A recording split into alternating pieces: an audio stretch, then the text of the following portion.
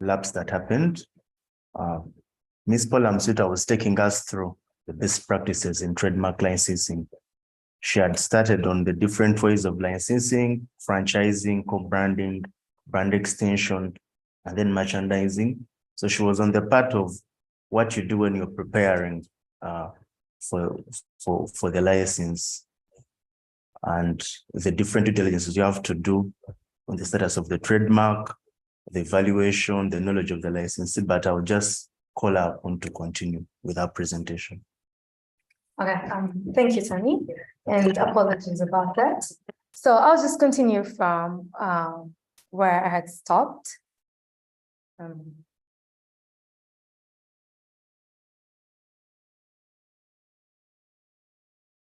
Okay, so let me just find.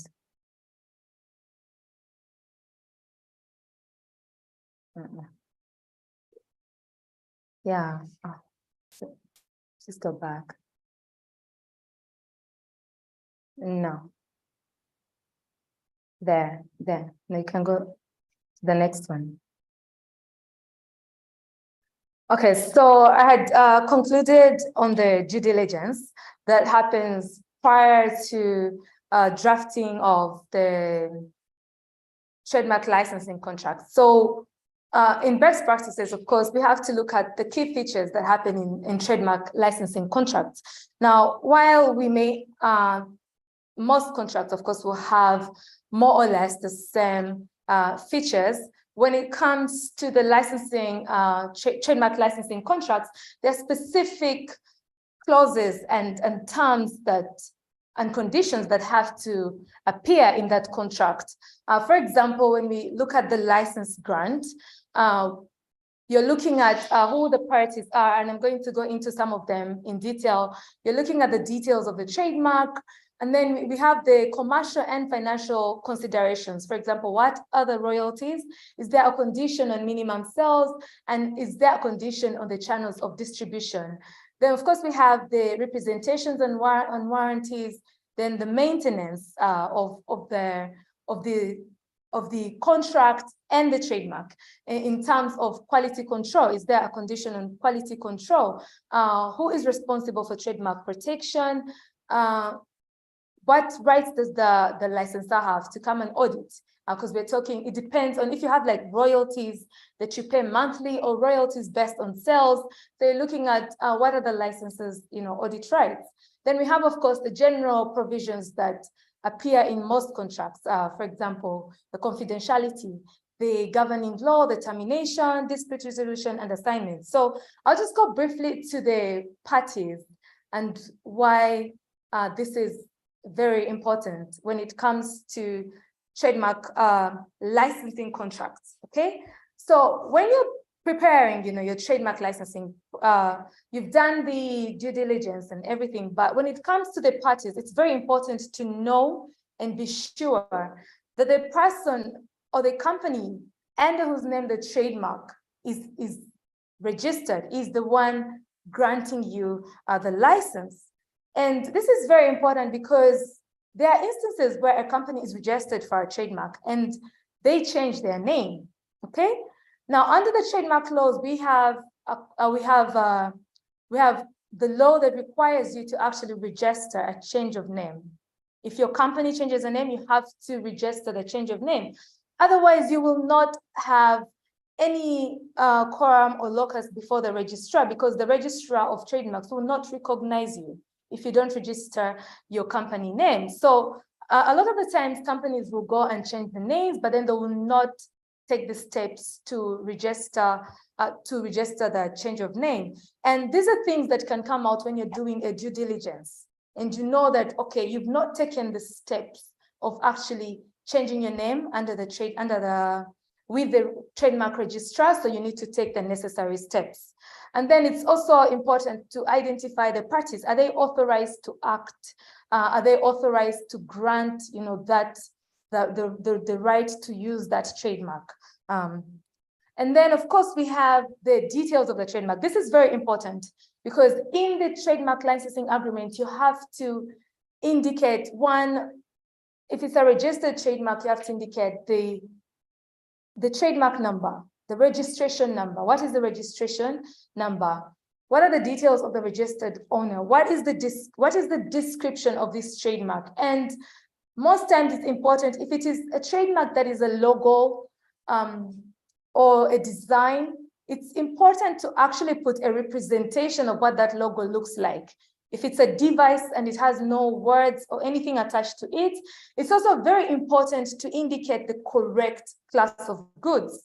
The trademark system is a class system. Goods are grouped according to classes. You have class 1 to class 45, all representing different goods and services. So if you indicate the wrong class of goods with the wrong trademark number, you have essentially licensed the wrong trademark. So you have to be very careful when you are giving the details of the trademark, which have to appear in the trademark license agreement. And then we have the duration. How long is the license? Is it perpetual? We see perpetual licenses mostly when it comes to software. But then also the language matters. The language matters when you're giving out a license, if it's a perpetual license. For example, the license could end up being questioned. Is it really a license or is it a transfer of rights? Now, in this particular case of Lewis Brothers Bakeries, so there was a license that was granted and it stated that it was a perpetual, royalty-free, assignable, transferable, exclusive license. And we know that with an exclusive license, it means that the licensor cannot grant other licenses once they give you an exclusive license. So the issue in this case was whether this was a license or it was actually an assignment or a transfer of rights. Now, of course, the court looked at the agreement as a complete document and not just that specific statement, but it looked at the fact that the licensee had certain obligations. They had to perform or use the trademark according to the quality controls that had been set by the licensor. And then the licensor also had certain obligations and duties to perform in that particular license, which gave the impression that in as much as it was a perpetual license, it still had certain obligations that, and you know, when it comes to licenses, like one of the biggest obligations of the licensee is to perform according to the quality, the controls that the licensor has set in place. But you have to be very careful when you are drafting a license agreement, because if you're granting a perpetual license, you run the risk of the language being interpreted to mean that this was actually an assignment of rights rather than a license, okay? But the duration is also very important to highlight. The other feature that is a key feature in a licensing contract is the extent of the grant of this license, okay? So when you're looking at the extent of the grant, you're looking at what is the licensee allowed to do, okay? One, when it comes to licenses, there is the obligation to actually use the trademark based on the reasons or the grounds upon which you've got the license, because under the laws, using a trademark is very important. Non-use of a trademark could lead to its removal or its cancellation. So if you are looking at your licensee being the one using your trademark, there is the obligation that they actually have to use the trademark. And then there is also the certain limitations that may come with it. Is the license an exclusive license?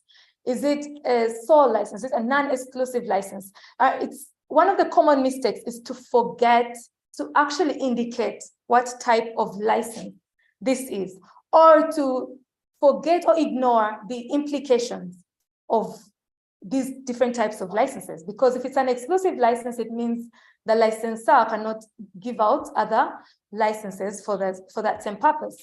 If it is a non-exclusive license, it means they can give out other licenses to to different licenses. And of course, your client has to be aware of this. Then there's the issue of territory. Okay, for starters, trademark rights are territorial, but then it's also very important to highlight the territory within which that license will be performed. Is it restrictive? Is it in a specific country? So you have to highlight the territory where that trademark is going to be used. And of course, if you're looking at the territory, then you're looking at, is your trademark actually registered in that territory as you go out to give out licenses? And then there's also the limitation to the grant as to the field or specific product. You could give, for example, we looked at one of the types of licensing as merchandising. Okay, you could give a specific license to a producer of bags, and you limit that license to a specific product. Okay, even though it may be within the same class of goods, you can still limit it to a specific product. And of course, that's very important when you're looking at the extent of the grant. Those are things that have to come out. And then, of course, you have to look at the rights to sub-license. This is the right to the licensee to sub-license the trademark, the license you've granted them. Can they issue out licenses to other businesses? And of course, when it comes to trademarks and brands, these are assets. So you want to, a certain extent, retain control of your, depending on who you're representing. And also you have to ensure that a clause appears on this specific issue rather than leaving it silent, because you also have to safeguard the value and the quality of your trademark brand and the reputation at the same time. Otherwise, you will have licenses giving sub-licenses to anybody. Then we have the commercial and financial considerations. I talked about royalties and lump sum payments. These are things that have to come out in these particular clauses. Is it a lump sum payment? Lump sum payment is where you pay a once-off fee and you're free to use the trademark.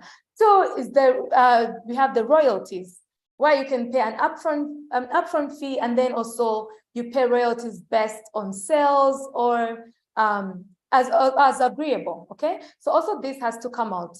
And then some licensing contracts are very detailed. You go all the way to minimum sales that the licensee has to achieve, marketing, when they're supposed to put their products on the market and things like that. So you also have to consider those things. And then there is the issue of maintenance, of this relationship, maintenance of the license, maintenance of the trademark. And you have to indicate certain things like, the obligation to use the trademark, like I mentioned, maintaining the quality standards of the trademark, but then also you have to indicate trademark protection. Is the license, who has the duty to protect the trademark? Okay, who has the duty to prosecute? If there is an infringement, who has the duty to prosecute? Is it the licensor or is it the licensee? Okay, sometimes these are actually these are ignored, but it's important to highlight who has the duty to protect. And also, if the licensor has the duty to protect, what duty does the licensee have in the whole sphere of protecting the trademark? They have the duty to report any infringement that they may see or come across when it comes to working the trademark. So these are things that you have to highlight. And then we have, of course, the general provisions. And of course, now you're looking at, if you look at confidentiality, that's very important. It's very important for a confidentiality clause to appear in a trademark licensing contract, especially when it comes to franchising. The franchisee is going to come into contact with a lot of confidential information because it involves a lot of training and, transfer, of technology and things like that. So there's the duty, it's important to have the confidentiality happening. And then, of course, the governing law, because sometimes you find that the person licensing is a company based in a different country and they're licensing a trademark based in Uganda. So it's important to have that. And then termination of the license, okay? You have to look at things like return of materials, anything that you have, that the licensee has come into contact with. When do they return that information? And then enforcement of termination, when does it begin? Okay, once you receive the notice, what happens after termination? Okay, and then if the licensee continues to use the trademark after termination, but also as a licensee, you have to look at, okay, if the contract has been terminated, what period do I have, within which to dispose of, any products that you may have already manufactured and things like that. So those are very important when it comes to trademark licensing. Okay, and so other common licensing mistakes that I would like to look at, because we've looked at best practices. You have to do the due diligence. You have to do an audit, a valuation. You have to do an audit on the trademark itself and the status on the licensor and the licensee. But then we also have those common licensing mistakes that often happen. Okay, we have where you fail to anticipate, especially when it comes to software licensing, for example, where you fail to anticipate new technologies coming up as this person works your product. They could come up with a new product, or while using your trademark, so while using your trademark. Okay, and then you could also look at issues like the goods themselves. For example, if I license CD players, okay, does that mean that I'm going to include, let's say, the MP3 players and things like that? Is that included in the license?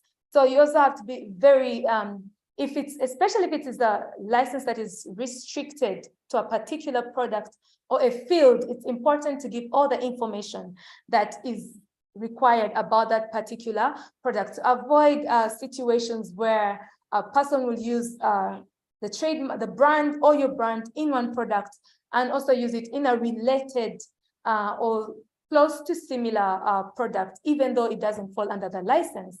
And of course, there is the issue of attempting to license, pending trademark applications. Once you've filed your application and then you attempt to license that pending application. And these issues will come out if you do a proper due diligence, okay? And then there's also something that is really common of granting of worldwide licensing agreements, trademark rights are territorial. So unless you have your trademark registered worldwide, it sort of makes it a very redundant clause, to grant worldwide agreements. Trademark rights are territorial. So that's also one of the very common licensing mistakes that are made. And then also forgetting to indicate whether the license is an exclusive license or a non-exclusive license. So basically so that we can have some time maybe for our discussion and questions, I would like to end my discussion here. And thank you so much for listening to me this morning. You're welcome, Paula. Colleagues, in the event you have any question, you can type it in the chat and then we'll address it. Yeah, so colleagues, that was it. She was presenting on the best practices we have to look out for when it comes to trademark licensing. We are going to share the slides after, so don't be worried, you'll get copies of the slides. Maybe Paula, if I may ask a simple question. How do I hedge or how do I protect myself from reputation? You gave the example that one of the different ways to license trademarks is by co-branding. Let me give an example. Let's say Adidas does a co-brand with Yeezy. And then you realize the licensee or the person you're engaging in gives benefits depending on how they interact with themselves. So assuming there's an issue to do with their reputation, how do you bring it up if you're advising or if you're licensing? Okay, so when it comes to the licensing, there is, in some jurisdictions, actually like Canada, they do have a requirement of quality control that has to appear in your license. And in the quality control, of course, this is where you spell the different controls and measures, because these are like your safeguard. as a licensor, you know, to safeguard your reputation. And there is no restriction on what terms you can have in your quality control. You can go as far as looking at issues of reputational damage on the side of the licensee. You know, how is the licensee, let's say, supposed to, what happens if the licensee conducts themselves in a way that hurts, you know, my brand? At the end of the day, can I, you know, withdraw my license? Is that a condition? That if the licensee acts in a way that hurts my brand, that is a condition. That if it is breached, then I have the right to withdraw my license and to distance myself. And we you know, we saw that with Adidas and Kanye West, and of course the first some challenges, you know, having to dispose of the merchandise that has already been made. But it does happen. You may put as many quality controls as possible, but you also have to be aware that you are dealing with two independent companies, and it can happen. I mean, you can give a franchise to a company in Uganda to do KFC, and someone will come and say, "Oh, the KFC here doesn't produce, you know, the nice food, but the KFC, you know, at Shell is good." It's that it happens, but you do quality control. You make sure you do audits. You show up and check, especially with franchises. You show up and check, are they, you know, following the system and that you have put in place?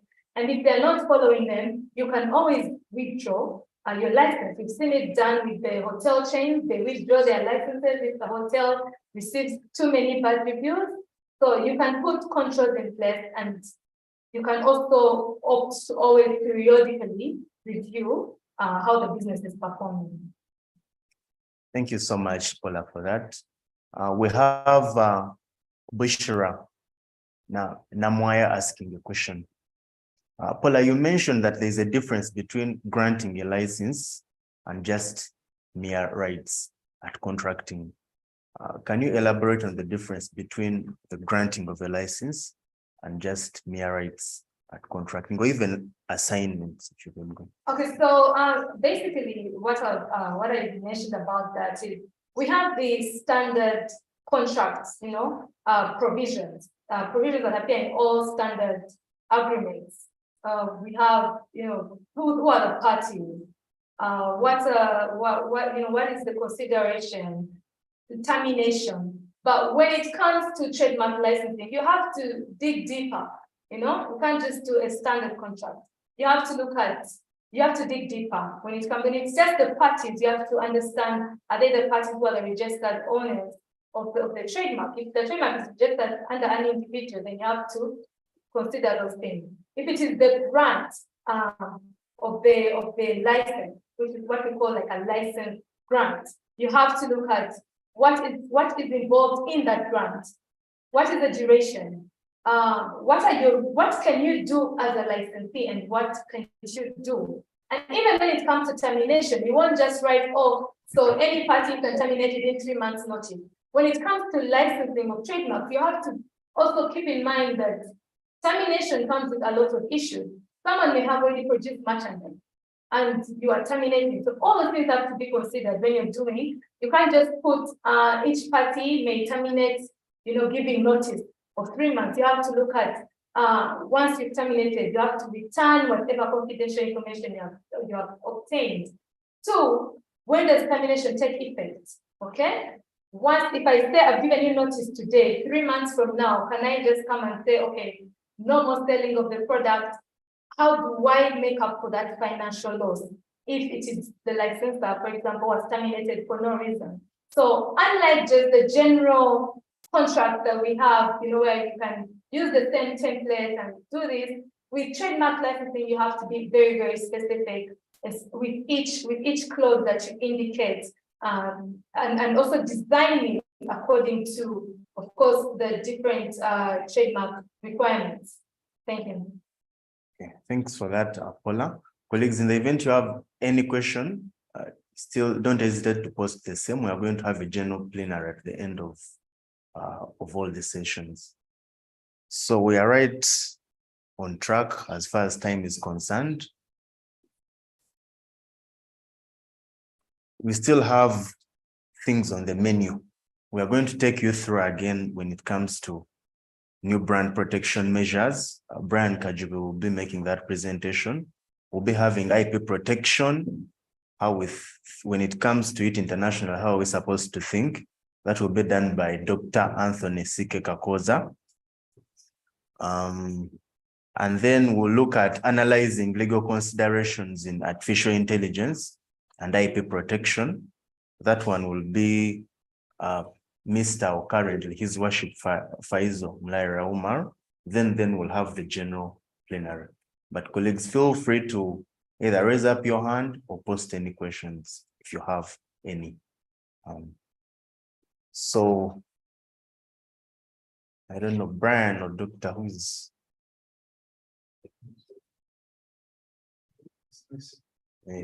Yeah, we have some issue here on the, according to the program, I think because of seniority, we can adjust.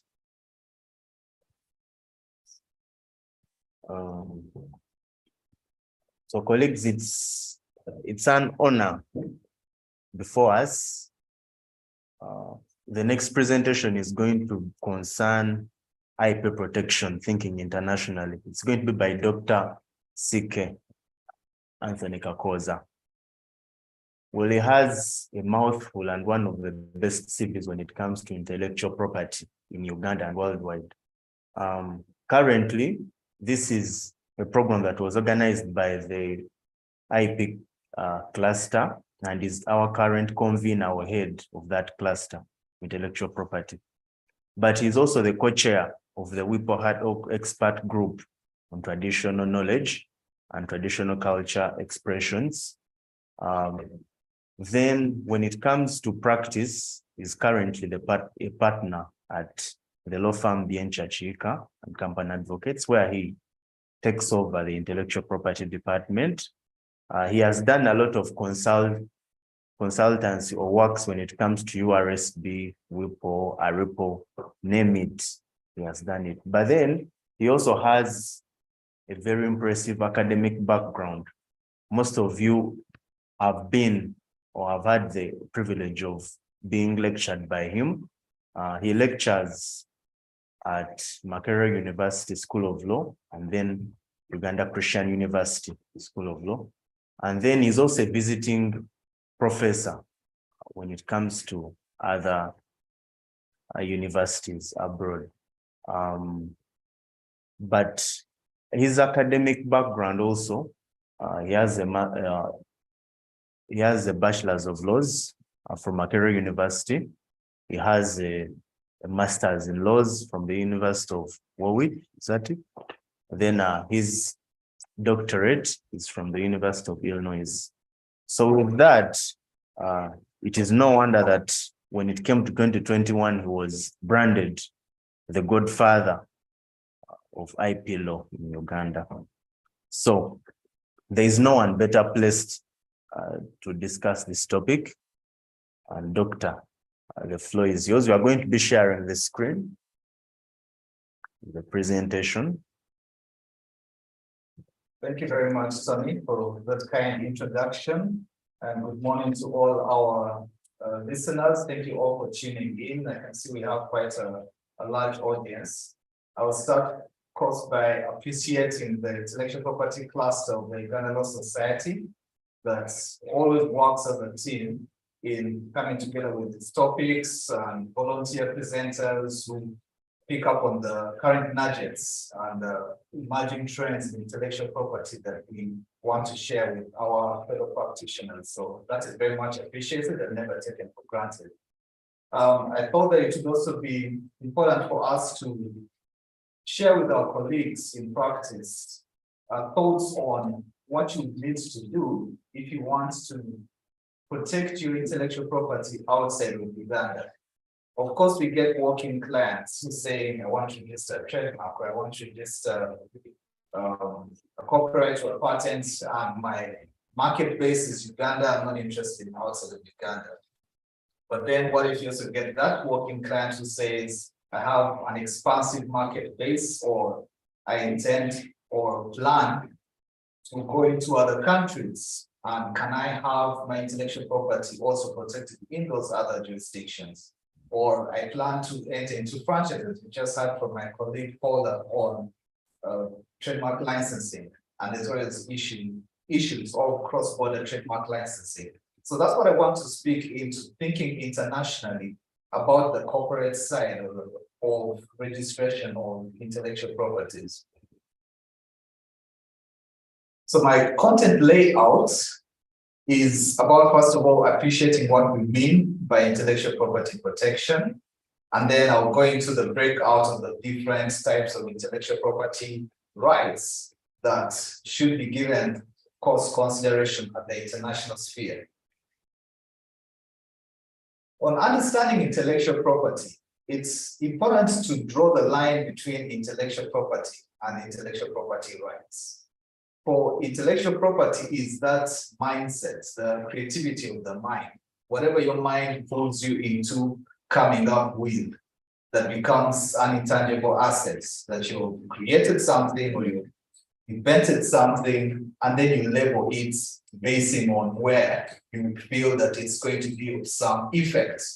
So when you invent something and you go through the process of formalities and substantive requirements that we'll be discussing shortly, it then gets the baptism of a patent, and that's when you have a right to it. So before all that, you just have the asset of an intellectual property.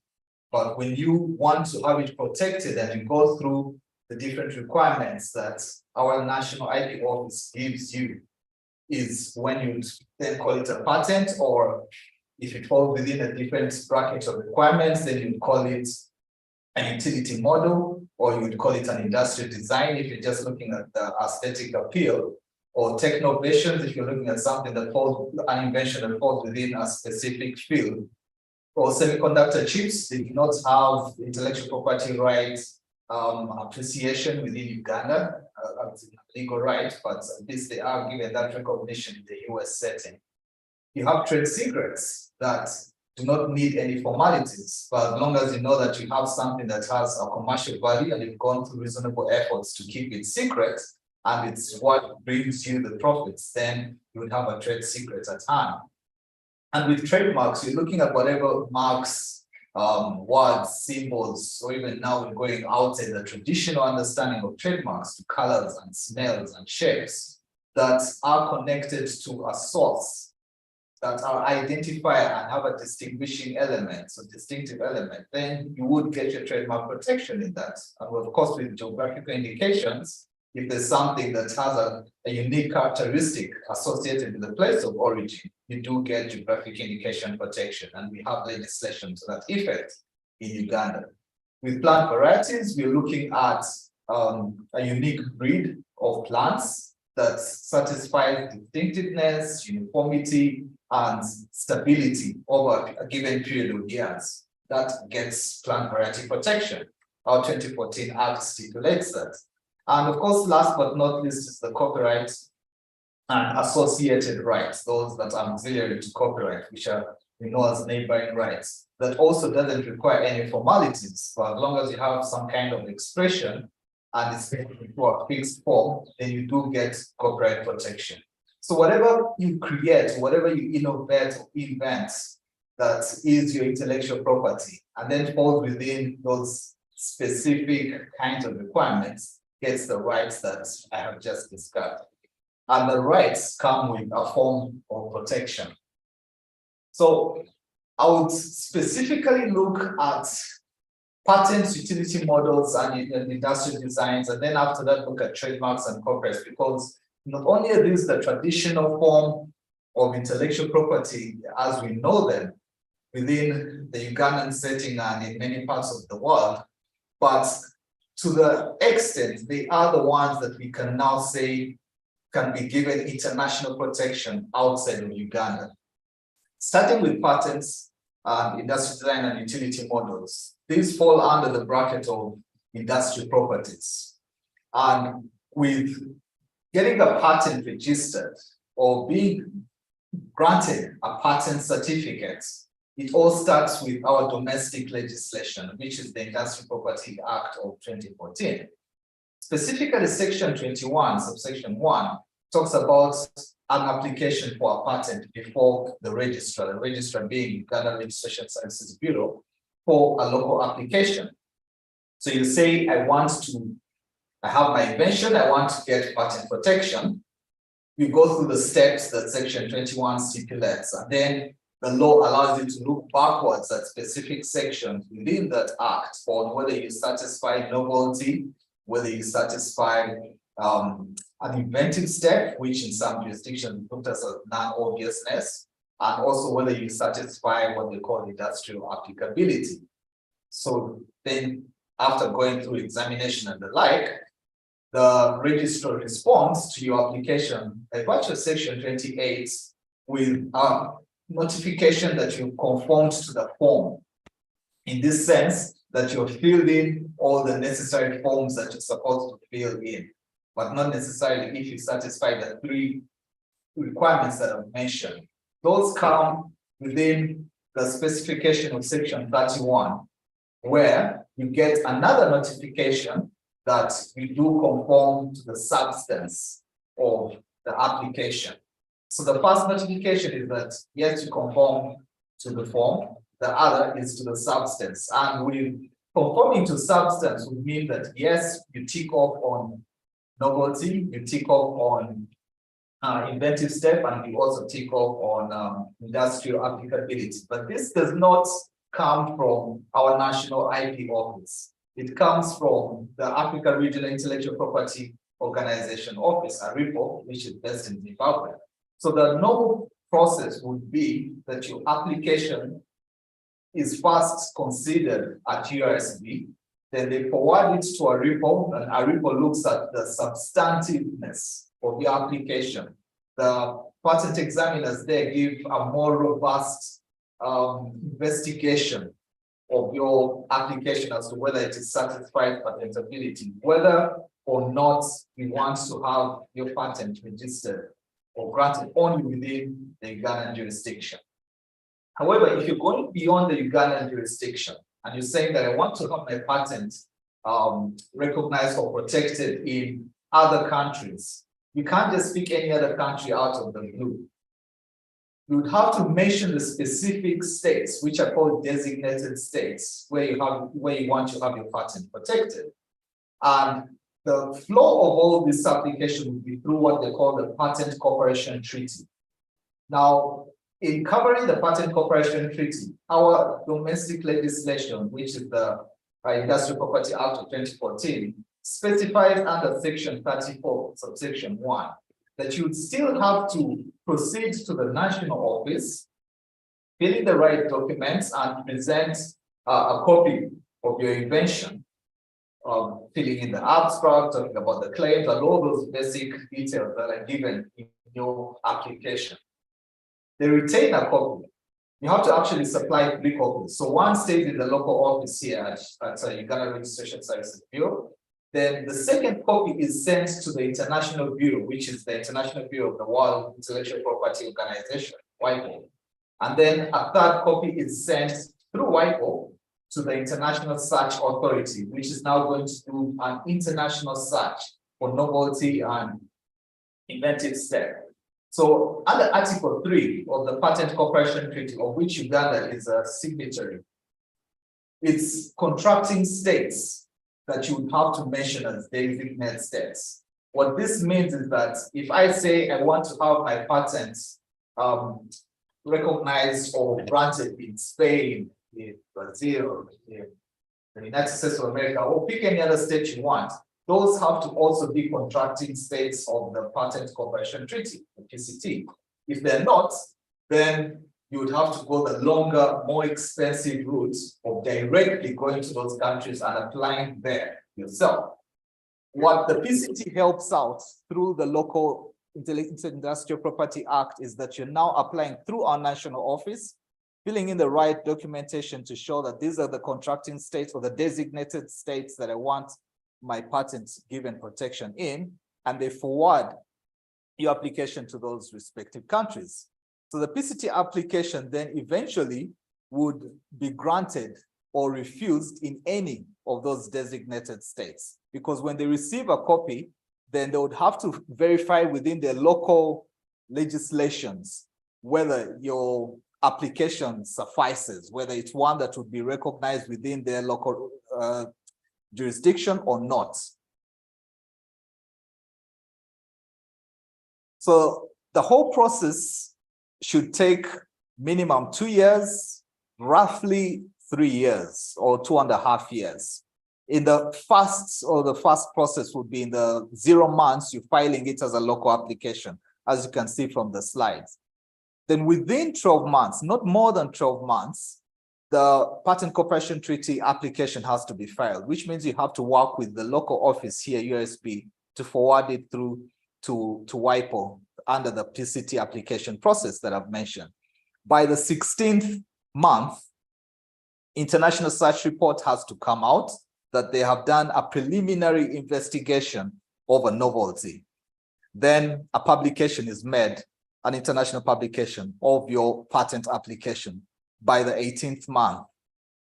Within the 19th month, you may make amends. If the publication, if the response you receive from the international office is that you need to make certain amendments to your claims or to your abstract or to the summary of your invention, then you can make those amendments, and then a supplementary international search report comes out. So this is optional. It would only be on the basis of what the initial report says of your application. Then by the 22nd month, you can file a demand for an international preliminary examination, which is also optional based on the initial report you received on the filing at the international stage. By the 28th month, you're looking at another supplementary international search report coming out, subsequent to the amendments of the claims. By the 30th month of your application, it is then forwarded to the different designated states that you have pointed out where you want your patent to be granted. And they would then look into their national database system as to whether it fulfills their requirements. If it does, within that given period of months, if they do not send back any rebuttal or denial of patent, you do get a grant certificate in the specific states that you want the patent to be recognized. However, we're looking at filing through the Patent Cooperation Treaty, and that would be either within or outside of Africa. But you can also say that I want my patent to be granted or recognized within specific African states, that I'm only looking within the continent. That also has to go through a specific procedure, which is under the Africa Regional Intellectual Property Organization. So under ARIPO, we have the Harare Protocol for patents and industrial designs. By the nomenclature of this protocol, it's talking about patents and industrial designs, but it goes beyond this to also cover utility models. And Uganda became a contracting state way back in April of 1984. So under Section 1 bis, an application should contain one or more designated states. Kind of similar to what I mentioned with the Patent Cooperation Treaty, that if you mention to ARIPO that I'm filing for a grant of patent through ARIPO and I want it to be recognized in other African countries, you don't just pick any African country that you want. The specific country that you pick has to be a contracting state of ARIPO. Currently, ARIPO has, unless I'm mistaken, 20 member states. This is the English-speaking member states. So it has to be one of those 20, which is also a signatory to the Harare Protocol. If it's not a signatory to the protocol and you want your patent to be recognized in that member state, then also, of course, you go the longer, more expensive route of picking up a local lawyer in that country and having it filed directly with them. But if it is a contracting state of the Harare Protocol, then you file through ARIPO under Section 2, through your local office again, which is URSB. Then this is transmitted to ARIPO, go through the whole process of investigation for novelty, for inventive step and industrial applicability. An examination is made pursuant to section 3, subsection 2 of the Harare Protocol to see if you conform with all the requirements. Section 3 is really talking about examination of conformity for the applicant, but also ensuring that the designated states where you want your patents to be recognized also see that the application conforms to their requirements within the local setting. If it does, the patent examiner based in ARIPO notifies them that within 6 months, and this is after the 18-month period of going through all the conformities. So would notify them that within 6 months, a patent will be granted within those specific designated states. If there's no response or objection from those designated states, then you do receive a grant certificate. You'd also recognize that under the Harare Protocol, Section 3 bis talks about a patent cooperation treaty application. So it's interesting to note that even though I've already mentioned that you can file for a PCT application with the guidance of our Industrial Property Act, you could also follow through ARIPO's Harare Protocol to file for a PCT application.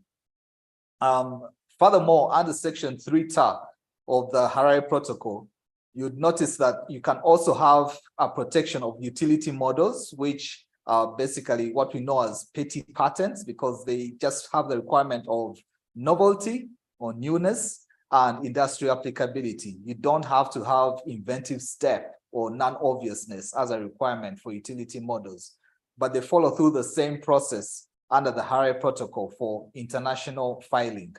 And under Section 4 of the Harare Protocol, it also covers the same process for industrial design protection. So moving on beyond patents, utility models, and industrial designs, we also have trademarks, which are the most common type of intellectual property in our business practice here in Uganda and abroad.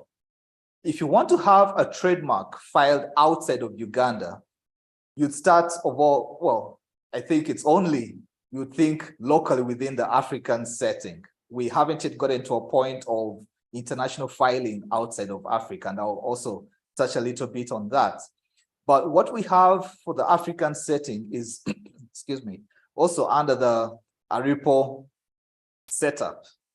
And under ARIPO, we have the Banjul Protocol, which was established in 1993 in the state capital of the Gambia, Banjul. Uganda became a party to this protocol on November 21st of the year 2000. But interestingly, 20 years later, it has not yet domesticated this protocol. So the protocol establishes a centralized trademark filing system, which is similar to regular national filing as we have it today.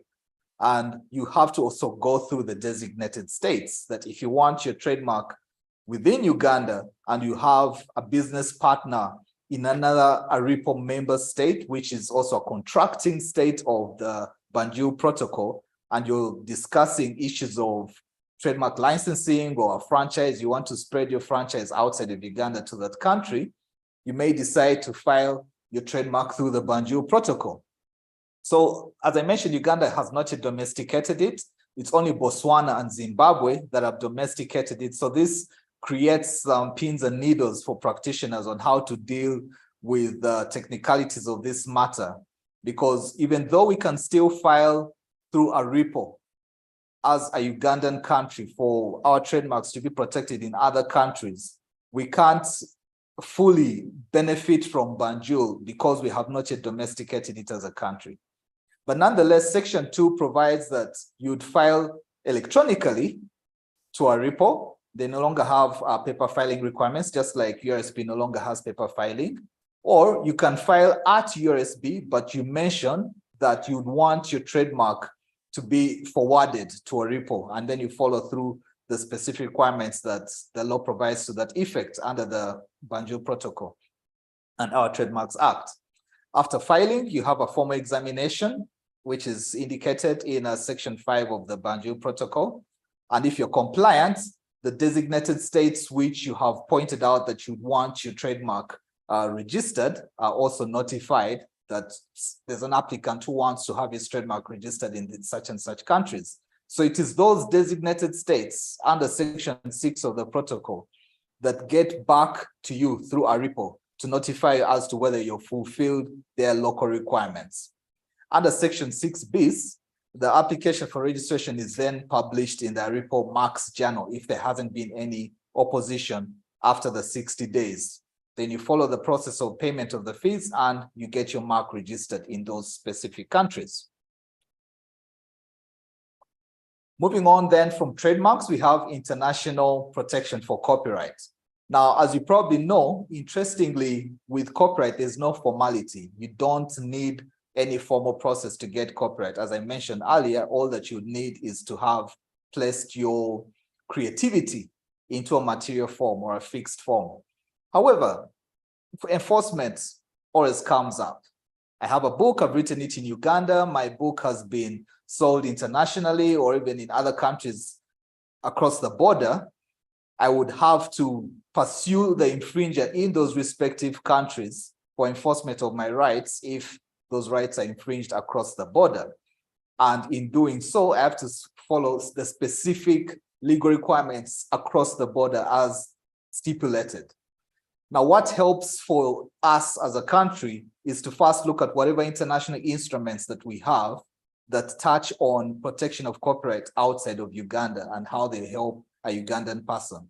Starting with the Berne Convention, which is the oldest international instrument on copyright. It's an 1886 instrument, Berne Convention for the Protection of Literary and Artistic Works. It has gone through a few amendments. Uganda ratified this only last year, February of last year. And under Article 3 of the Berne Convention, as long as you're a member state or a contracting state of Berne, if there is an infringement of your copyright by another member state, there is automatic recognition. So the parties recognize each other's copyright by the mere fact that they're all contracting states of Berne. And that simplifies enforcement measures as and when there has been an infringement in any of those countries. We also have some other international treaties that were only ratified last year, and these are what we call the 1996 WIPO Internet Treaties. The first is the 1996 WIPO Performance and Phonograms Treaty. Article 3 of the same, just like Article 3 of Berne, it merges into Article 3 of Berne and also gives protection similar to Berne, in the sense that as long as you're contracting state of the WIPO PPT, or what we call the WIPO Performance and Phonograms Treaty, any infringement of the rights of a performer or a phonogram holder by one member state would be treated in the same way as an infringement in another member state.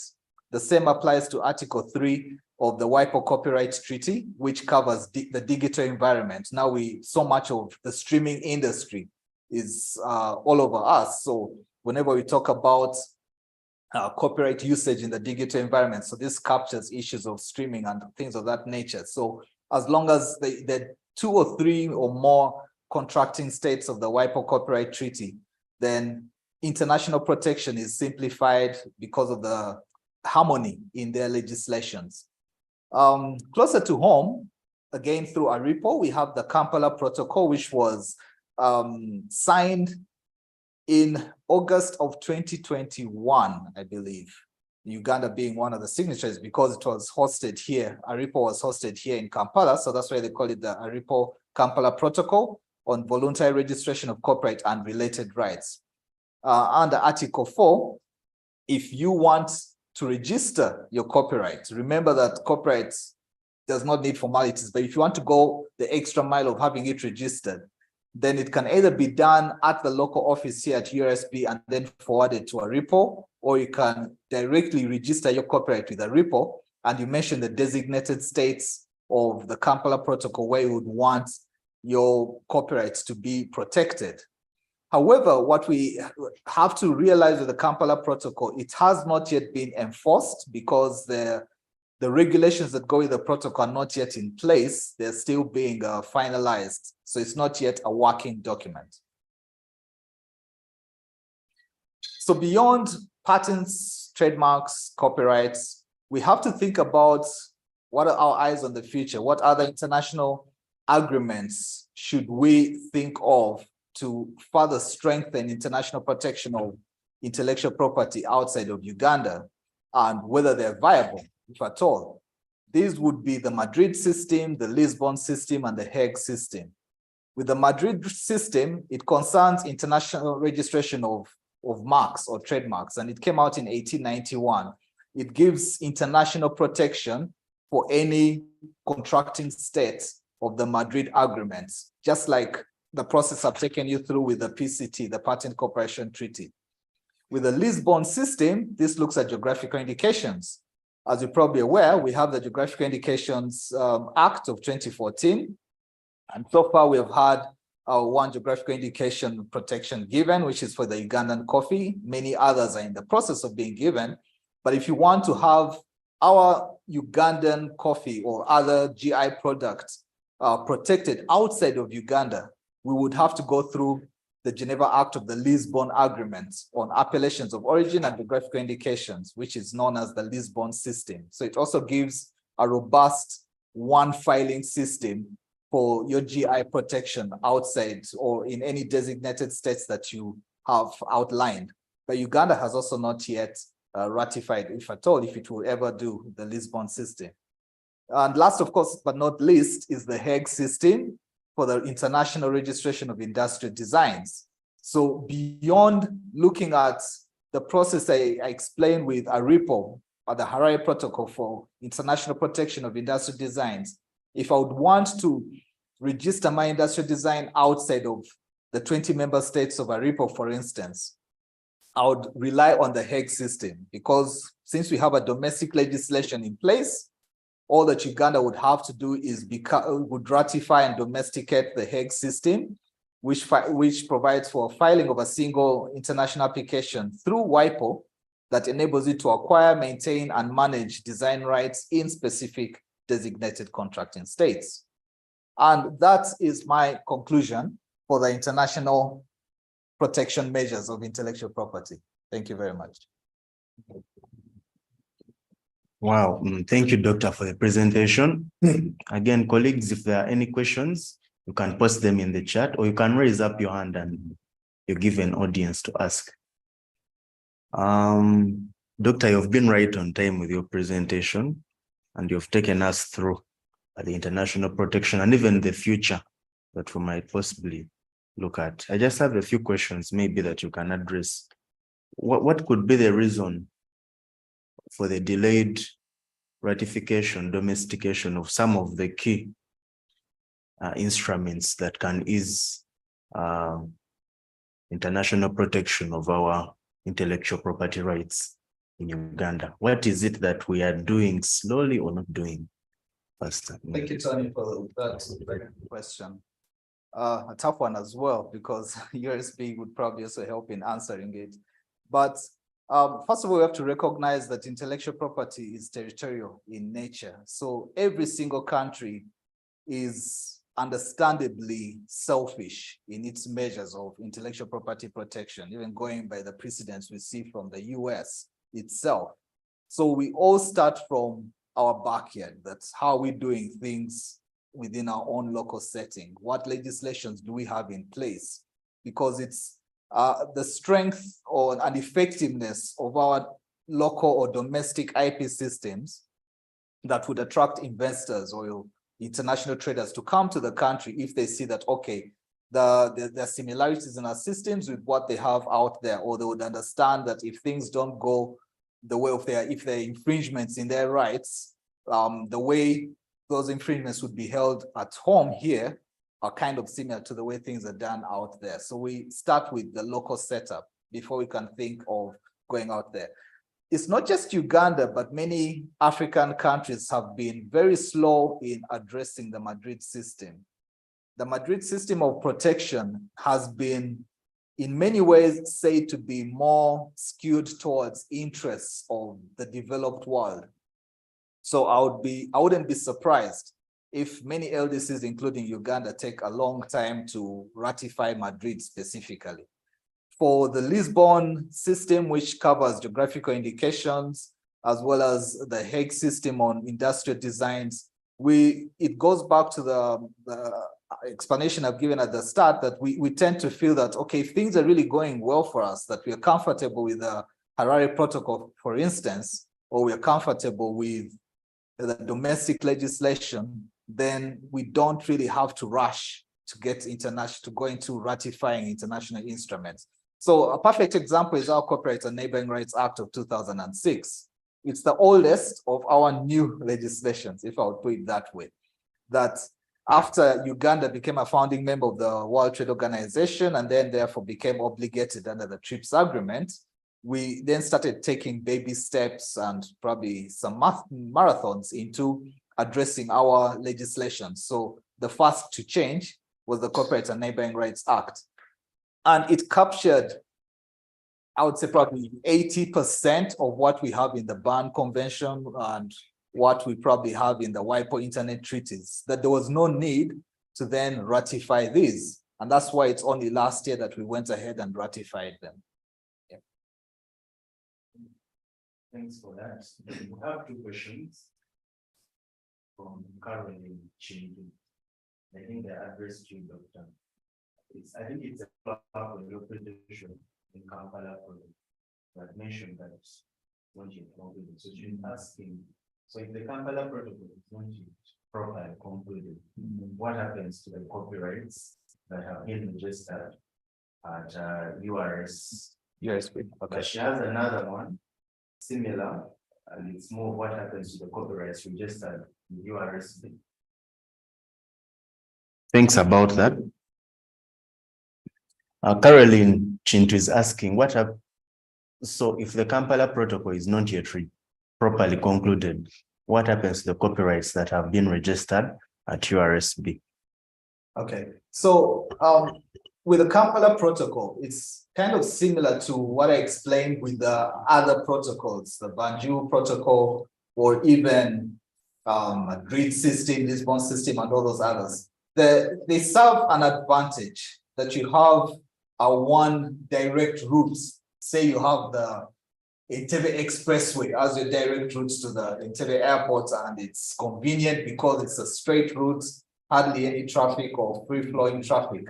But if you don't have that, like you don't have the Kampala protocol, or we haven't ratified any of the other advantageous systems, then we would have to go through the longer route. That you want to register your copyright in another African country, you'd have to engage with local lawyers in those countries, send them your documents.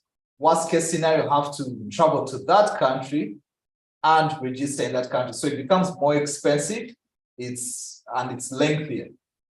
Kampala protocol came out, like I said, 2 years ago, but it needs to have a certain number of countries to ratify it, first of all, and then secondly, there are regulations under it that would direct its practicability. And all this has not yet been done.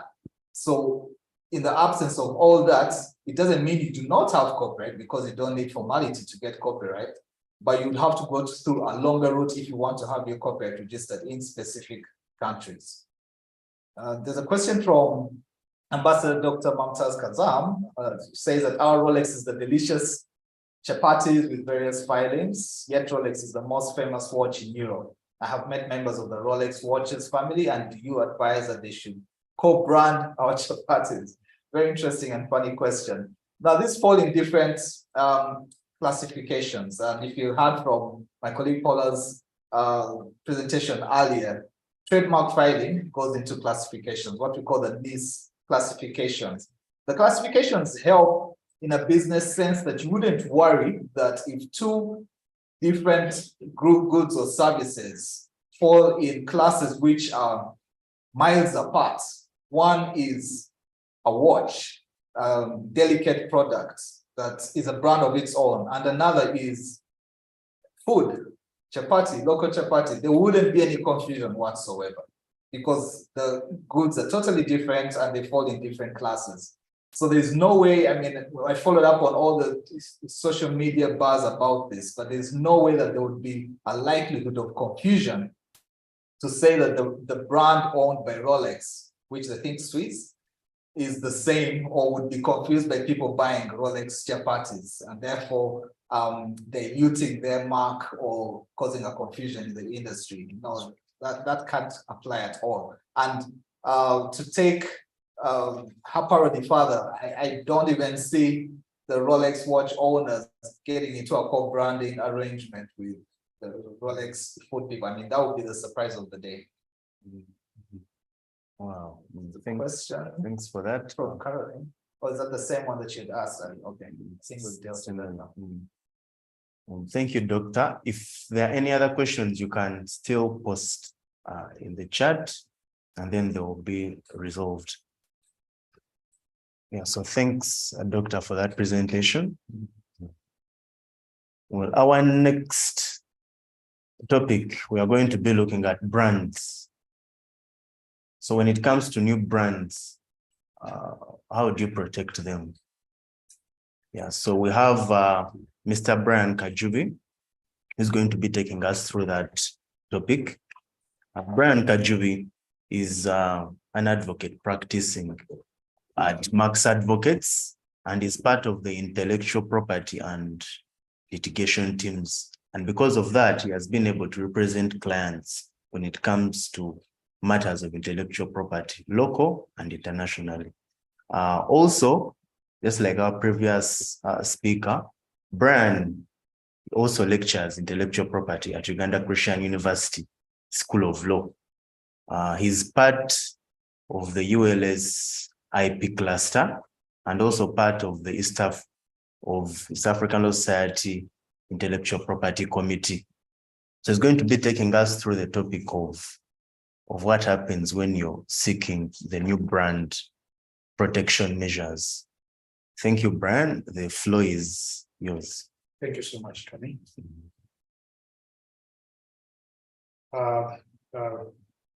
Greetings to everyone. Mine is a very simple task. It doesn't have a lot of legalese or statutory provisions.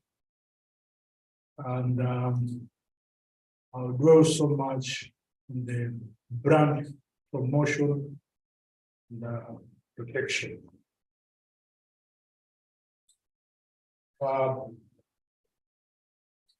Doctor and my colleague Paula have taken you through the preliminaries. Doctor has given us a wide rangeable scope of intellectual property rights, purposely for international protection. Maybe by way of overview, we're going to familiarize ourselves with something we already know. And I will try as human as possible to simplify this. I'm acutely aware that there are even an IP practitioners on the call. And this is where we usually mess up with our businesses. You think you've already established your business, you've already registered your company, and that's all.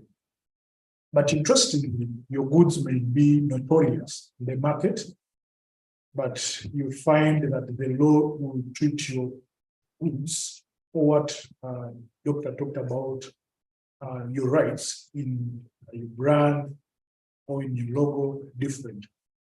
You had so many stories from the local entrepreneurs fighting or battling over brands. So we are going to interrogate what this thing brand is, and for purposes of intellectual property. We shall interest ourselves in why do we need trademark protection for our business. Then we shall look at the common aspects for protecting our brand. Then the new or common trends when it comes to protecting brands. We have the structure and statutory mechanisms of protecting brands. Those I'll just highlight them. But because of the new trends in technology, infringement on someone's trademark is no longer under the old fashion or style. Because of the new dictates of technology, you find that people are now equally adopting interesting and highly sophisticated mechanism of infringing, as we shall look at online infringement, or distortion of the brand. Then lastly, I will highlight on the black spots, where you've already established your business, even where you already have the trademark registered. Usually they tell us when we're in law school, they told us the reason why you're in law school actually is because the laws enacted by Parliament are not perfect. If we conclude that the law is clear, nobody will enroll for law school after the first cohort that enrolled. So the same applies, that you may have your rights catered for under the law, but another person may come up with something similar to yours. So with IP, we shall start by demarcating the boundaries. This perhaps is an extension of what Dr. has talked about in his presentation. So you have the body of intellectual property, where you have the property and the rights. Unlike the real property, where you have like land, tangible property, where it is easy to demarcate boundaries. When it comes to intangible property, it is not obvious or automatic to demarcate those boundaries. In real property or tangible property, you can easily know that your boundary starts from point A to point B, beyond which you can take on the other party for trespass. You have your land title, it will be easily demarcated. Conversely, when it comes to intellectual property, which is intangible, you need to demarcate those intangible or invisible boundaries. Now, that is ordinarily preserved of either registrar of trademarks, if it's for trademarks, then the IP practitioners, and then you have the presiding judicial officer, who is a judge. Perhaps when you go to the public, even on social media, you'll be shocked that you look at an item that is completely similar to another existing brand, and you rush to conclude that actually this one is infringing. You'll be shocked that if it is subjected to the legal principles, the outcome will be in the favor of who was a potential or who was perceived to be an infringer. Series of cases, I may not go through, like Mandela, so Spears versus Java House, and quite many others. So it is no longer evident that the moment you see something that is confusingly similar to another, that you conclude, you leave that to a competent person who draws and demarcates those boundaries. And those are the various, I will not waste time on this, have already been exposed. A brand is like your reputation. Of course, before you go, the trademark is different from the brand, but it's part. A brand is like a general business strategy for any business. Now, in the brand, you have the logo or trademark, the appearance. It may be a design, a symbol, words, or a combination of those that are intended to create an image or an appearance that will identify the product. And after identifying the product, the resultant effect is that that product should be differentiated from the competitors or other competitors. So, in general, or in the grand scheme of things, that your brand is like a business strategy. And in your brand, you have the logo, or you later go and secure rights in your brand or the logo by getting legal validation. That is to register your trademark. And upon acquiring those rights, as we shall see, then even the behavior in the market usually changes. The confidence is well assured. So, like I've said, a brand is like your reputation. You have to guard it jealously, because one mistake it can affect the entire business. Why do we interest ourselves in brand protection? First and foremost, you have your business. You may not be concerned about what the law says. You're concerned about yourselves. My clients, customers interested in my products. While you're rising, you're having sales, another person will not ride on a collapsing business, but rather they look out for a successful business. So you build your brand. Upon building that brand, some brands, they are so notorious whereby some people even fear to imitate, copy, as I will demonstrate. But infringement these days is no longer left for small entities. Practitioners will tell you common cases of infringement, they involve multinational companies. And guess what? Which people are the center of that? It's us, the lawyers. The client will ask you, I want to come up with a product of this design, shape, advise me on its distributability and whether it has potential elements that are likely to confuse any product of the market. So the lawyer will dissect the law and give an opinion that perhaps the other people's mark, or as it was initially registered, expire, proceed, and register yours, among others. So, as a business entrepreneur or any other person, even a legal practitioner, you need to have your brand protected. There are so many ways of protecting your brand, but here we're going to restrict to trademark and intellectual property. Other people use non-IP tools to protect their brands.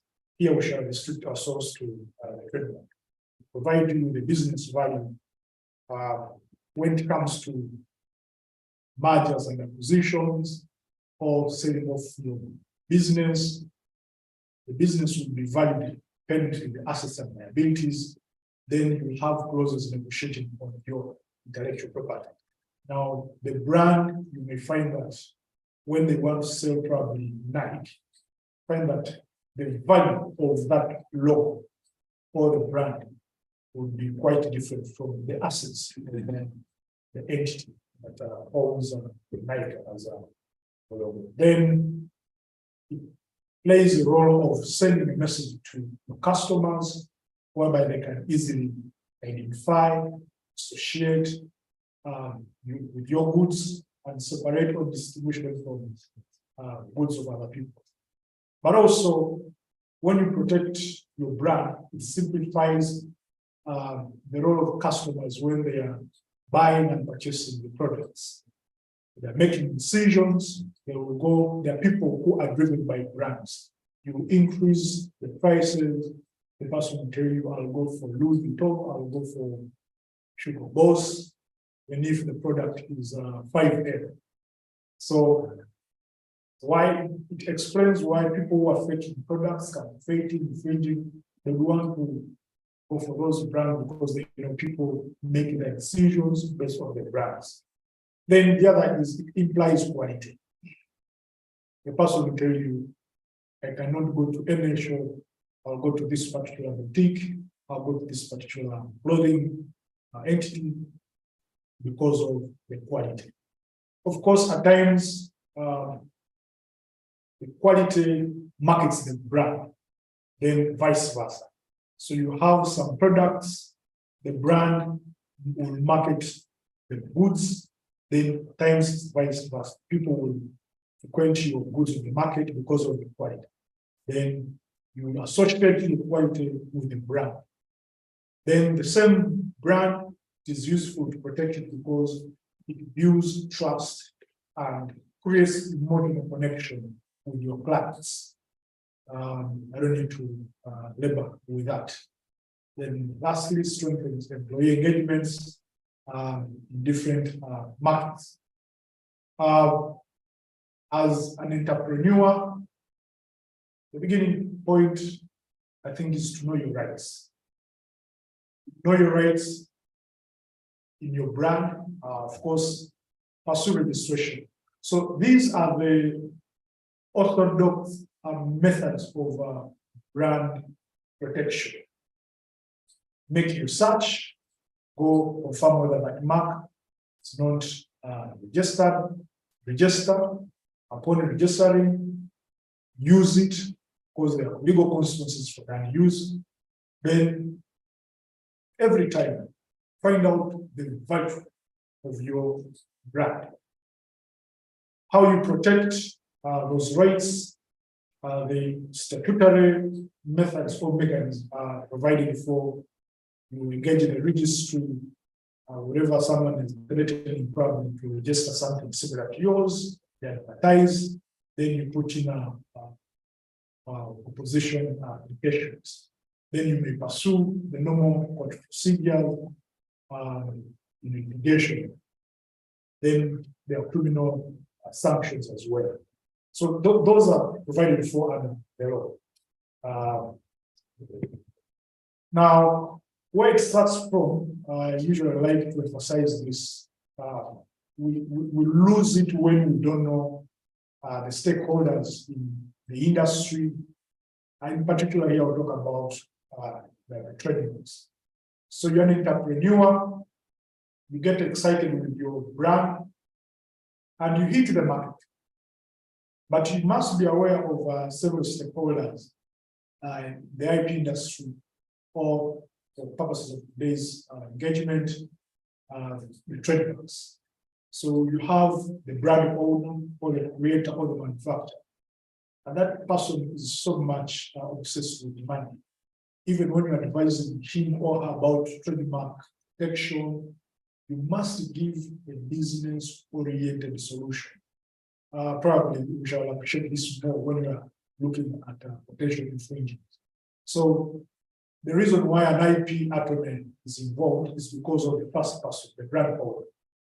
By and large, that one creates the work. Now, that person will look out for ways of, one, is protecting their brand, that is through registration. But also, in the event their brand is threatened, they look out for someone to safeguard their interests. That brings in the second stakeholder, who is the IP attorney. This stage, you may be excited with your brand, but you don't know what next.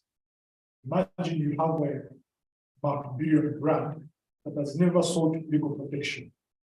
You don't even know that protection of your brand depends on the territory. You may assume that you can go to Rwanda, Kenya, and pursue whoever is detecting or infringing. So the second category of the person is the IP attorney. That person will now help you to realize your dream by getting legal settlements.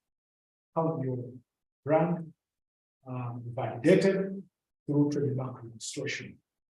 Further is the third person. The third person is the consumer. That brand is designed to target the third person. But that third person may also become an infringer. So usually those are the people who end up riding on the brand, come up with their goods, but similar or confusing similar goods. Now, when the third person is consuming, or whether you're using your brand, is contrary to the rights conferred to you by law, then the second person again will come to enforce what was protected or what the law gives you when you sought protection. So those three people, they play a very big role in brand protection. What does Uganda offer? Like I've said, IP by its nature is territorial, which is the effect that your protection is as by jurisdiction and cannot be guaranteed in another country. You have to pursue protection in another country. At the national level or local level, Uganda has a series of laws that govern registration or protection of intellectual property and the specific detailed trademarks. Doctors are lighted on that, but the key point here is that Uganda operates in the holistic system of international law. So those instruments, as you're aware, they require ratification. A good number of them went through that phase. The legal regime of trademarks, primarily we have Trademarks Act of 2010 and the regulations. Then these are the national and regional instruments as listed there, RIPO.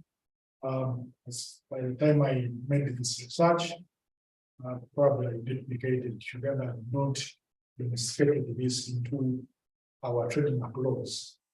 Then Doctor talked about classification. When you're going to register your mark, you have to choose the class in which it is not by design or by default. You have to be intentional, such that your protection is not a blanket protection that you're going to stop everyone who comes up with the word Rolex. So it must be intentional that I want to have my goods protected in this class. Slightly just to go through the features of our trademark legal regime, leading us to protection. Who can register the mark? An individual or legal person who can be local or a foreigner. There are other legal details if you are a foreigner, what is required, we shall see later.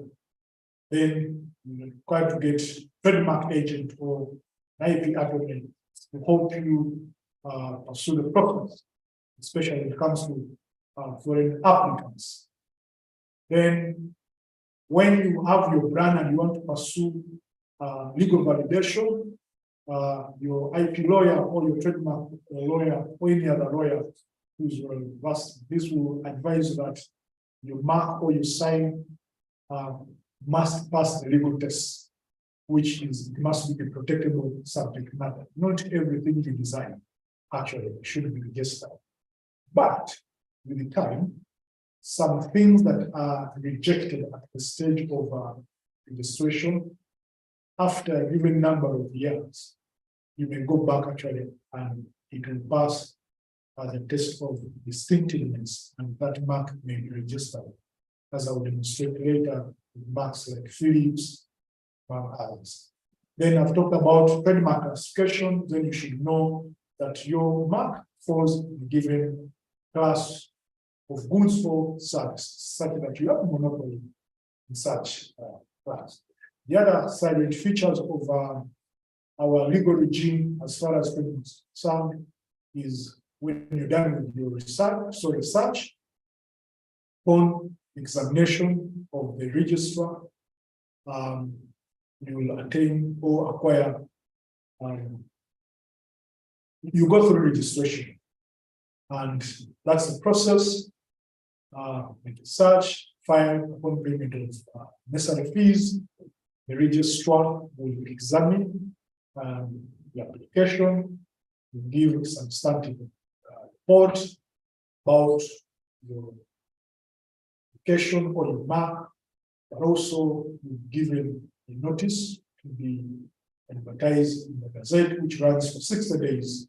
Now it's at that stage that the public or any other person dealing with a similar class of goods will now find out that you are applying to seek protection, to have your mark or your brand validated, which is confusingly similar to theirs. So that when after that duration, nobody has opposed, then you will get your certificate. Your certificate is valid a term of 7 years from the date of filing. Then it's supposed to be renewed another 10 years. But if you don't renew on its expiry, the law provides for procedures of removal. But mark, of course, the removal does not happen there and then. You're given another grace period. Then you should be aware of trademark cancellation, which happens in the form of use, where there's proof of prior registration, country of origin.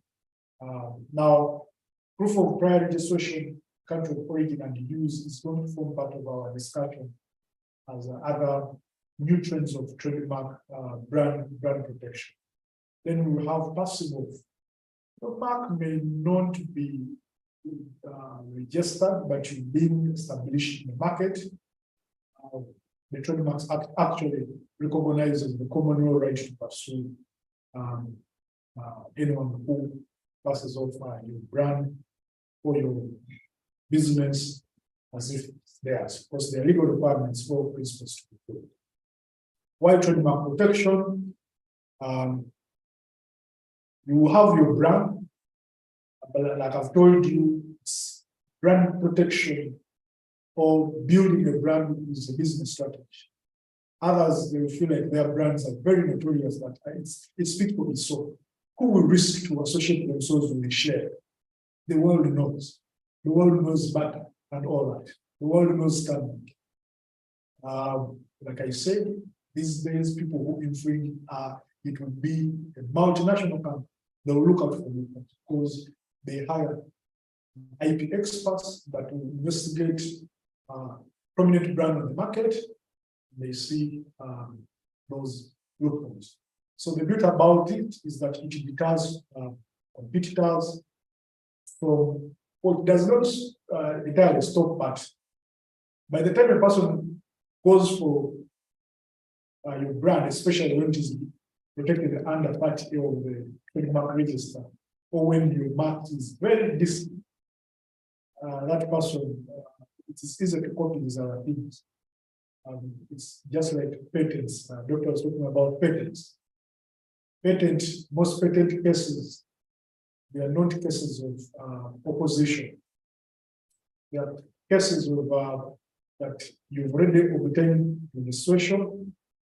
A person goes and works out a similar invasion. Now, by the time a person imitates an invasion, as we are all aware of the yardstick of patent, that person must be a genius. Forget about copying musical works whereby that one you can just, but when it comes to some IP rights, the standard of protection is high. It means that whoever is going to imitate or copy will have to use similar science and all that. But the bit about this is that it deters competitors and gives you the competitive advantage in the market. The other is that it will secure some government grants, some procurements. They will recognize some suppliers depending on their brands. Where have you been? So you find that one particular brand is well known, and governments, entities will say, for us as government, we cannot engage with this person. But also, if government wants to invest, associate with someone, an investor, they look out for well-known brand that is well protected. If your brand has some legal battles, you may find it hard to get those grants. Will give you exclusive rights to use it, and also use it as a tool to prevent others from using the same. Protecting your brand also gives you credibility. Here, when it comes to pitching for business, many people will easily identify with an outstanding brand. You'll find that if I want to pitch for business, I'll give an example, even personalities. There are people, individuals that have built their brands. So you want to pitch for business, you may want to go with that particular person. Once it's on your team, you go to God. So the same applies with brand protection, or trademark protection. So to give you that legal validation, but also to give you credibility when you are pitching business, different stakeholders. Then lastly, the business value, which I talked about earlier on. The value attached to the trademark is different from the value attached to the assets, the liabilities of an entire company when it comes to selling it off, when they are positioned, and others. Those are some of the good brands or logos. A layperson will look at them, will not know that actually it is protected. But they have and enjoy the legal protection, their rights that are true to the owners of those brands. What are some of the new protection measures we're familiar with, we have brand monitoring tools. As the owner of the brand or trademark, it is your obligation to protect the mark. So, other than those mechanisms provided for under the law, there are other things we should block. For example, you should always use either online or software tools. Under this, you will observe that so many people, when they have their goods, their trademark registered, they sit back. Now, as an IP lawyer or as a lawyer, when you receive instructions, the terms of reference, depending on how you're dealing, always include an item on brand monitoring. Some of us, when we are moving, wherever you are, you live, you enjoy, eat, sleep, IP. When you move around, you see something similar to a brand you protect. Depending on your terms with the client, you will have to send that client an email.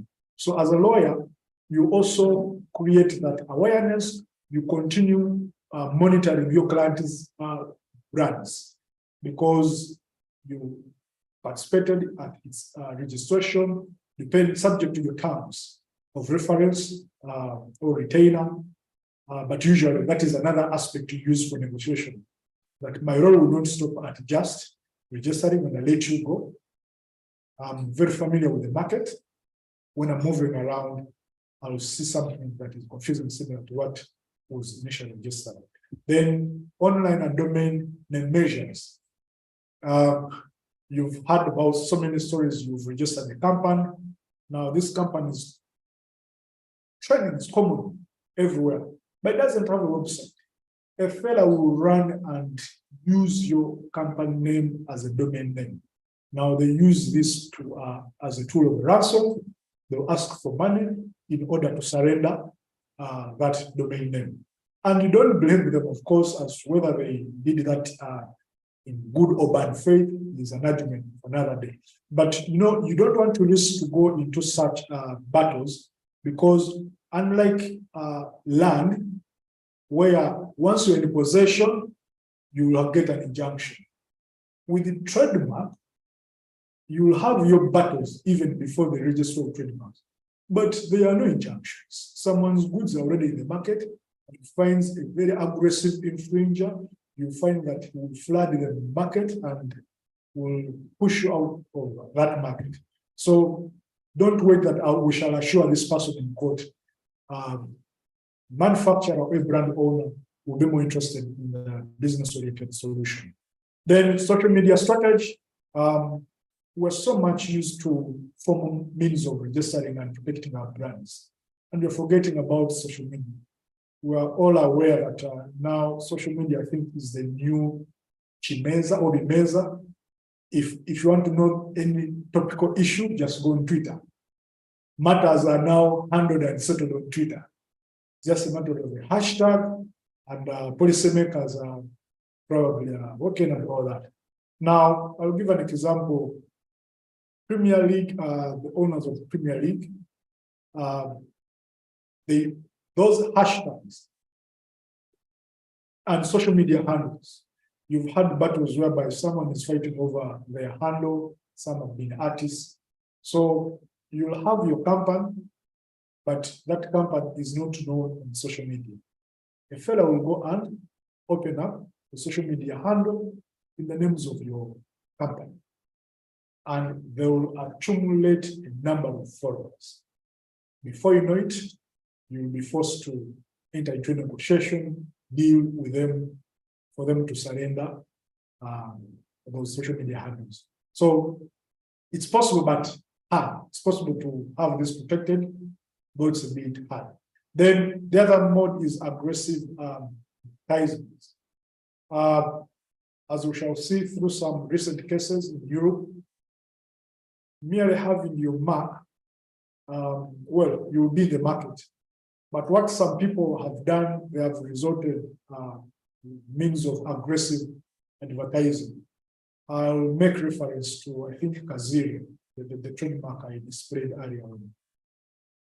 They use local channel means, the likes of Booking, where they know the bigger audience will follow that TV station. They make their adverts. The other example I can use is MTN. How they come up with the adverts. You remember the example of Momo, Momo package, Bosco. Now the power of social media and advertising is that nobody knew that the advert of Bosco would be a household advert. But someone went and used something called Bosco. The head of state was listing somewhere, and someone went on TikTok and used the sound bite of Bosco advert and added a few graphics, and it started trending on social media. Guess what? Everyone got so much interested in that advert. Now that advert, the timing was not good because that was the time when there were social media taxes on social media. So MTN was promoting MTN Momo. So on social media, people were against social media taxes, but who knows? It became a household name, and some of the figures in that advert started moving around as ambassador. Now, MTN is one of the entities that are known for aggressive advertising. The other is through use and distinctiveness.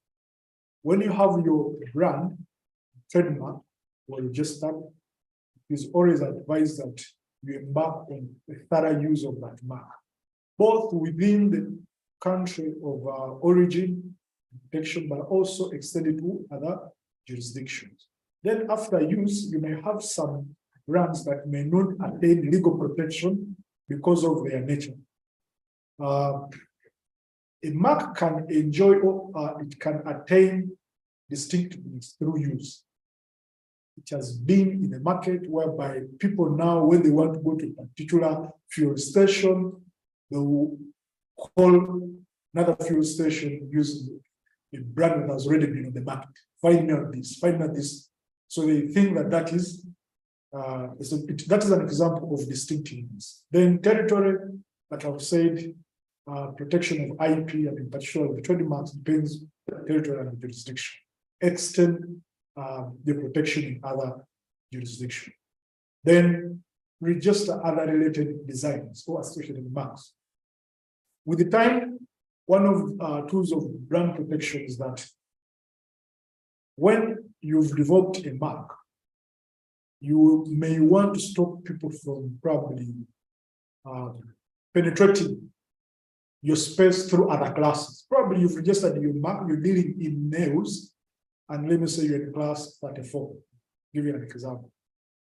But you find that there's another person who deals, it's the same course of trade, but in a different class. So it is always advised that you register other related designs. You may have your trademark, but it deals with other related designs, or you have a mother mark, and let me say you have Mukwano, then you have other related marks. So you just associate them such that you enjoy that protection. And when you sell the product, they equally appear on your goods. Other new measures is that identify new distinctive features or elements about your business brand. Engage your customers. Find out what are those distinct or distinctive features or things that are so outstanding in the eyes of your customers. Like their products, we know, people fancy the logo and the product itself. The person says, like, may want this logo. I'll give an example of how when MTN was advertising Momo, the Bosco advert. Very few people actually paid attention to the product that was being marketed. They paid attention to the fan in the advert. But anyway, upon engaging your customers, you know what matters most in their eyes. Proceed and protect what has been identified, because trends change. What was ideal and probably important to customers in 2020 or in 2003. In 2023, it's quite different. The other is adopt a smart business approach to potential infringements. Use a win-win approach. This approach is business owners usually love this. Yes, they vary. Some will tell you, let's fight. Once you identify a potential infringer, is by the time a person infringes on your trademark, they have invested immensely in that. It follows that you have to be also systematic when you're going for them. Which approach? These are no longer the street boys in Chikubo, elsewhere. It's big brands or big entities. They have invested everything. So how you go about that? At this stage, you may engage them and all you need is, can we buy you out? You may find a person has already registered a mark, probably it's skipped your attention. You've been in the market earlier than them, you've been in your country of origin, and the guy has come to Uganda. How do you go about it? Now, instead of fighting, can you employ these other means? Can we sit down, discuss, you registered in that mark? We're not fighting about who is who or who's wrong. We want to buy that. That is another strategy. So how you go about them, how you approach them through the seasons, it should be a business-oriented approach. If that fails, then you employ the litigation adversarial strategy. But usually clients, especially in brands, they don't want to fast rush that. Then the other is remain proactive, re-evaluate your IP portfolio preferably after 6 months. While this is where you may find that there are new trends, what was prohibited. I think I'll give an example. I'm not particularly aware that Covidex, the proprietor of Covidex, if you wanted to register it as a trademark, it's a bit descriptive. But with the time, if probably after 5-10 years, you can go back with the evidence of distinctiveness through use, that when you talk about Covidex, people really identify it with this.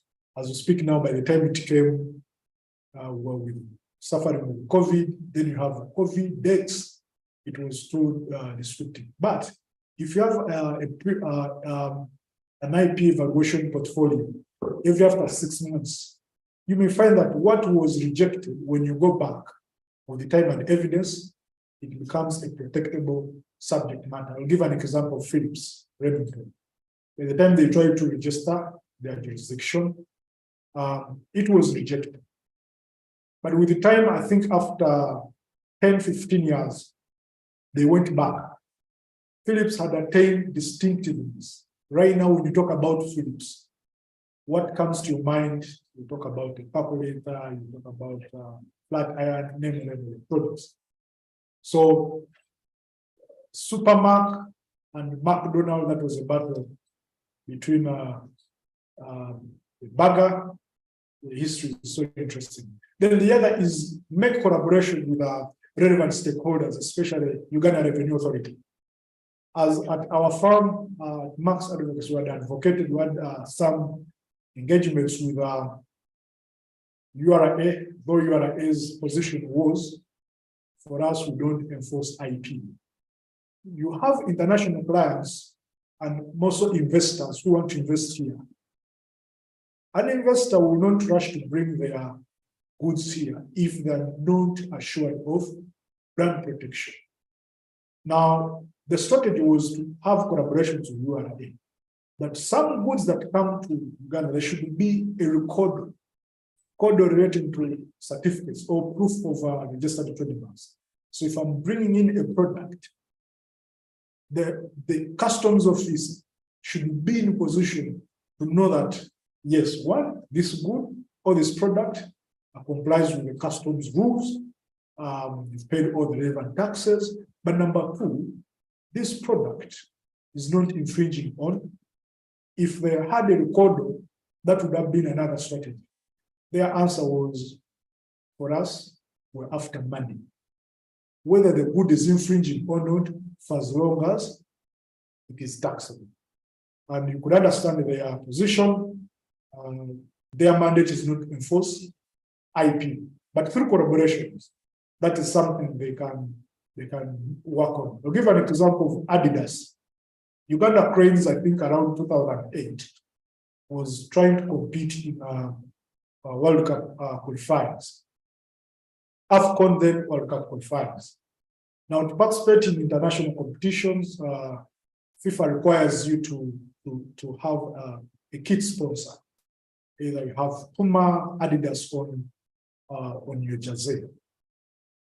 Now, Uganda Cranes through FIFA, they try to engage so many brand entities, like Puma, Adidas. And like other countries where for them to appear on your jersey, they pay you. Now they required Uganda Cranes to pay. That for Adidas to be a kit sponsor or Puma, kit sponsor of Uganda Cranes, whether you're going to produce your kits or not, but for you to have them on your logo, rather your jersey, you pay them. Of course, it was not making business sense, but to fulfill a legal requirement to participate in international competitions, they had to do that. Guess what? I think the game was around in Sudan or Egypt. Uganda Cranes was donning a jersey with the logo of Adidas. Through IP monitoring tools, it was brought to the attention of the proprietors of Adidas. They wrote to FIFA. The rest is history. They settled it, and of course, Adidas' argument was that there's no way I can enter into a deal with you. How many jerseys am I going to sell on your market? Before I even sell my jerseys, Chikuro people, Katwe people will be. So some people will not bring their products here, not because they will not sell, but they are worried about their brand. So through collaborations with entities like URA and other stakeholders, such investors or other partners. So those are some of the examples. That's how dangerous it can go. It's so dangerous. So imagine you have your logo, you've not registered it, but Puma or Pama registers Pama and gives you a headache in the market. So that's the beauty of brand protection. Now, these are live, these two happen in Uganda. This one, let me start with the Twitter. That one, as an IP monitoring ambassador, I was moving around and I landed in some farmers in an area somewhere. Saw it, of course, took a photo and I purchased it as evidence of the infringing material. Contacted the client. Client was like, "We're not aware of this." Now, the farmers, their defense was like, for us, we're not the manufacturers, we have so many people come and just deliver. So we want to look at, I think at the back, there are details or particulars of the either distributor or the manufacturer. Now, Twitter, here, the person is trying to communicate that either there's brand endorsement, that Twitter has an arrangement with that spray or loan or perfume. This is in Uganda. That evidence we already have it. Instructions have already been issued, but that's how gross it can be. The other one is Detrex. That photo was taken around Watoto Boyogerere. I think as a lawyer, I will be the lawyer and also the witness. But the point I'm trying to demonstrate here is about brand monitoring. When you are so much aware of the brands, you don't look at things and you just get excited. course, a consumer will just look at it and be like, oh, even Twitter manufactures perfumes. As an IP stakeholder or attorney, you know that it will raise your eyebrows and concerns. So you have, there's Ditto, then Ditrix. That is another potential legal battle. I will wind up with few select cases on new measures. This case of Louis Vuitton, it's a European case. As you're aware, Louis Vuitton is an international clothing entity. There was an application to have their trademark invalidated. Now, which is the equivalent of here in Uganda, you have a mark, but probably it falls short of the legal requirements under Section 9 or Section 10 of the Trademarks Act. Louis Vuitton had supplied their goods or their products or clothes were in those countries, Bulgaria, Latvia, Slovakia, and others. Now, there was an application to revoke or to invalidate their trademarks on grounds of lack of inherent distinctiveness.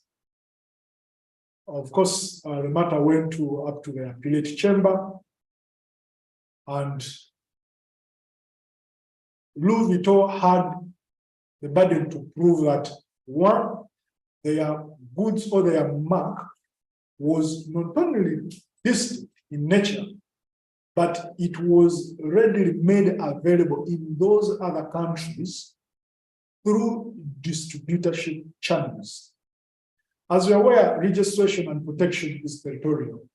So these products were made available, all the goods and the logo of Louis Vuitton were made available in other jurisdictions through casual customers.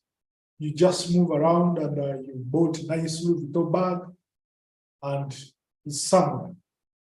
Then their argument was that for as long as I'm registered in these few countries, customers in Estonia can go to Slovakia using my products. Court was of the view that some of the factors to be considered to prove that such a mark had acquired distinctiveness is look at the value and the market share held by that mark, look at how intensive it is, how it is widespread geographically, and the long-standing the use of that mark in the market, plus how much has been invested in promoting that mark, among other factors. In this case, court considered opinions or expert opinions from associations from other entities. I think it was Estonia, and court held that the protection and distinctiveness had been only acquired through Estonia. Court rejected the argument of Louis Vuitton that they enjoyed protection throughout the European Union because the consumers engage in ingenious behavior relating to their luxury brands. And since they travel from one country to another, they enjoyed protection in such countries. The principle was that that protection should be intentional in another country, at least have distributorship channels, which wasn't the case, this one.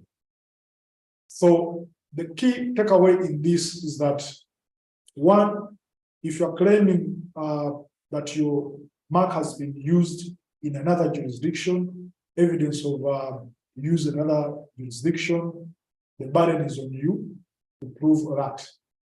Number two, you must demonstrate that it has acquired distinctiveness through use from those countries. This is common in some matters here in Uganda. Parties fight over trademarks, but you have to adduce evidence of distinctiveness through using other countries other than Uganda. How you go about that, that's what happened in Louis Vuitton. So the point here is that not only should you just register your trademark, as a bigger brand, make sure that you spread the net. You remember what we talked about, invest in using that mark such that it becomes a notorious mark in those other jurisdictions. Standard international management versus Asia standard management services. This is another interesting case. In summary, the applicant or later appellant was dealing in hotel services. They were based in USA. Then they were using a website. So people would book for hotel services through the website, but based in USA. Now, their services were supposed to be marketed and promoted in UK, mostly in European Union. Now later, in 2018, after I think 10 years, when Standard International had obtained trademark registration, Asia Standard applied to have the Standard International trademark revoked on grounds of non-use. That this mark was in USA, but they were purporting to deal in Europe, and it was not in use in Europe. Of course, they went through several trial chambers, and court laid out interesting principles that even if you are based in Uganda, but you have hotel services and you use your website to advertise your hotel services for people in Burundi, your customers in Uganda will use that website, and subsequently the target market is Burundi. Now, a person in Burundi will say that this person is not using his trademark here in Burundi. Now, the yardstick for court was what amounts to genuine use of a trademark. And court elaborated in detail that you don't need to physically be there. When you're using the website, like these people who are in USA, the target market, of course, profile must have been USA. How do you then tell us that your target market is UK? Now, the implication of that is that when there is infringement in UK, you can easily pursue a person in UK. So that was the claim of Asia, that you are based in USA.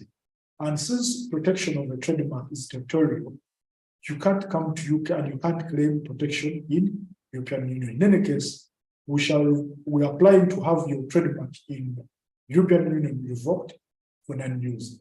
They have to prove genuine use through the following.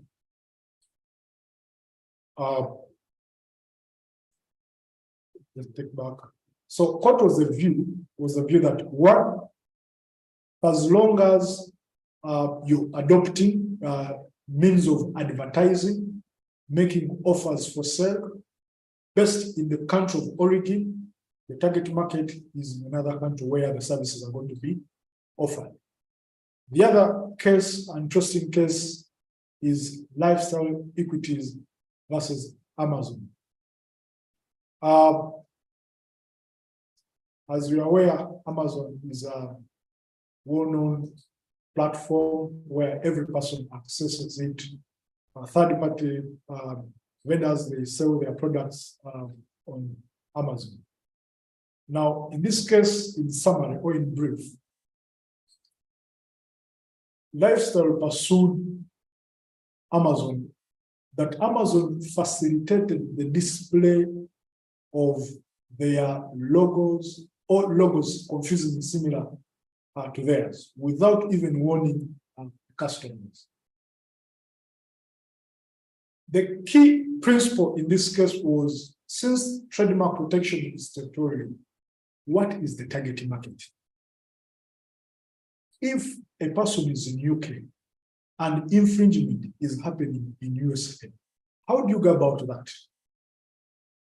So court had to look at what amounts to the target market, and it was a view that when service involves advertising goods that bear a trademark on the website of a foreign trader, then you have to prove the following. Number one, that people can easily access that website, but above all, the mark so displayed must bear same features with the other party who has already legal protection. Number two, there should be no disclaimer. They pursued Amazon as a third party under third party liability, and their defense was simple. My role, I'm just a third party platform, the aggregators, the scam, advertise, and all that. You have to prove that what I'm displaying, I'm primarily liable and responsible for someone's goods that are confusing similar to yours. So the same test of target market was applied in Christian Louboutin. This gentleman is a French designer who makes luxury footwear and handbags. He's a well-known designer. I think ladies are familiar with this high heel red sole shoes. So the other hand, like I've said, Amazon specializes in offering sale online and various goods and services in a hybrid manner. So Mr. Louboutin put in a claim arguing that the products that were marketed on Amazon were infringing. They were actually confusingly similar to his, and this was done by Amazon through facilitating such actions without his consent. What happens is that those high heel shoes had a similar outer red sole, red in color. Courts in that case made the finding that Christian Louboutin failed to prove that one, the registration in the other countries of they had registered in France and other 3 countries. Now, when Amazon displayed, they had to prove that by displaying those goods, one, they were confusingly similar to those of Louboutin. Amazon was not liable on grounds that their role was just to facilitate, to create a platform, a sales platform. I am not the one who has designed the logo on the website. Number 2, court was of the view that the moment Amazon does not use its logo alongside the infringing logo, then it's not liable. 3, the disclaimers, the role of disclaimers. And lastly, the target market, because the aspect of territory came into play, which is your target. You're based in a different country, but you're pursuing someone who is another country. Amazon, we are all aware, I can be in any country and I go on the website. So how do you determine that the person who is in Uganda is infringing on a French brand? And by that nature, since protection is given by the jurisdiction, it should not come from me. So court discussed at length the principle of target market. As much as you're in France, wherever Amazon is stationed, a person can access that website from anywhere. The other interesting case on brand monitoring is the case of Novartis. This is about opposing repackaging of parallel imported medicines. It's common in the pharmaceutical industry. You may have a different trademark, but the packaging actually infringes on your already registered trademark. And this happens, it's common with economies that are well established in the pharmaceutical industry. the issue in that case was pure about when can a trademark owner oppose the repackaging of a parallel imported medicine or drug. Court was the view that when you are the owner of an already registered trademark, you could actually oppose any mark that appears in a different packaging, even if it's not registered. That alone will distort and affect your brand. The other is that you enjoy rights, which rights are to the effect that for as long as you prove that your mark has been in use, which originates from the country of origin. We're all from China, and we're targeting Ugandan market. Person will rush to Uganda and will purport to seek protection. If you remember Rantak and Zantak, an interesting legal battle that went up to Supreme Court. So the other is the online marketplace as an extension of what we are discussing or what we are sharing. So when it comes to online, many players or many stakeholders on internet, they mainly concentrate on getting a customer who is interested in my product. That customer may not know about terms and conditions. Now, when it comes to brands, how do you protect your brand online? Some of the authorities will share. One, you need to prove that the platform being used is a marketplace of that given operator. The example I gave you of the Amazon and the Louboutin, Christian Louboutin, this is where a court was of the view that to make Amazon liable, one, you must prove that a marketplace established is in line with that operator who is Amazon. And whatever they are dealing in would amount to infringement if it is being used in the course of trade by Amazon without warning customers that this is different from any other person's mark. The other is creating technical conditions for infringement when it comes to online. Courts explain what amounts to use when it comes to marketplace via online. So the view that implies that the mark is used in the operator's own commercial communication beyond mere operation of the marketplace. That when Amazon displays that product, there is that other additional information that's just beyond just displaying. They're intentional about it, and actually you must prove that they are using it such that they become liable for infringement. And consumer perception could also be a relevant factor in determining use. What do customers or consumers perceive this infringing product on the website? So the questions to be asked are, do the product listings or adverts, do they allow consumers to get an opportunity to distinguish between the operator's offers and those of a third-party seller? How to go about that? These are the factors to be considered. If you want to go for Amazon that they infringed, the uniformity in presentation of those offerings, systematic, and they are very uniform. Number two, to make Amazon liable, Louboutin had to prove that the display of the distributor logo was very, very prominent. The grouping of the best sellers and most popular sellers as opposed to most sellers sought after. So you go ahead and do those groupings, mark others. So once those are established, then Amazon or any other aggregator or a third-party platform seller will be liable. Again, here you find that most of the brand protection mechanisms are being left on ground. You're seated here, you don't know what is happening on the internet.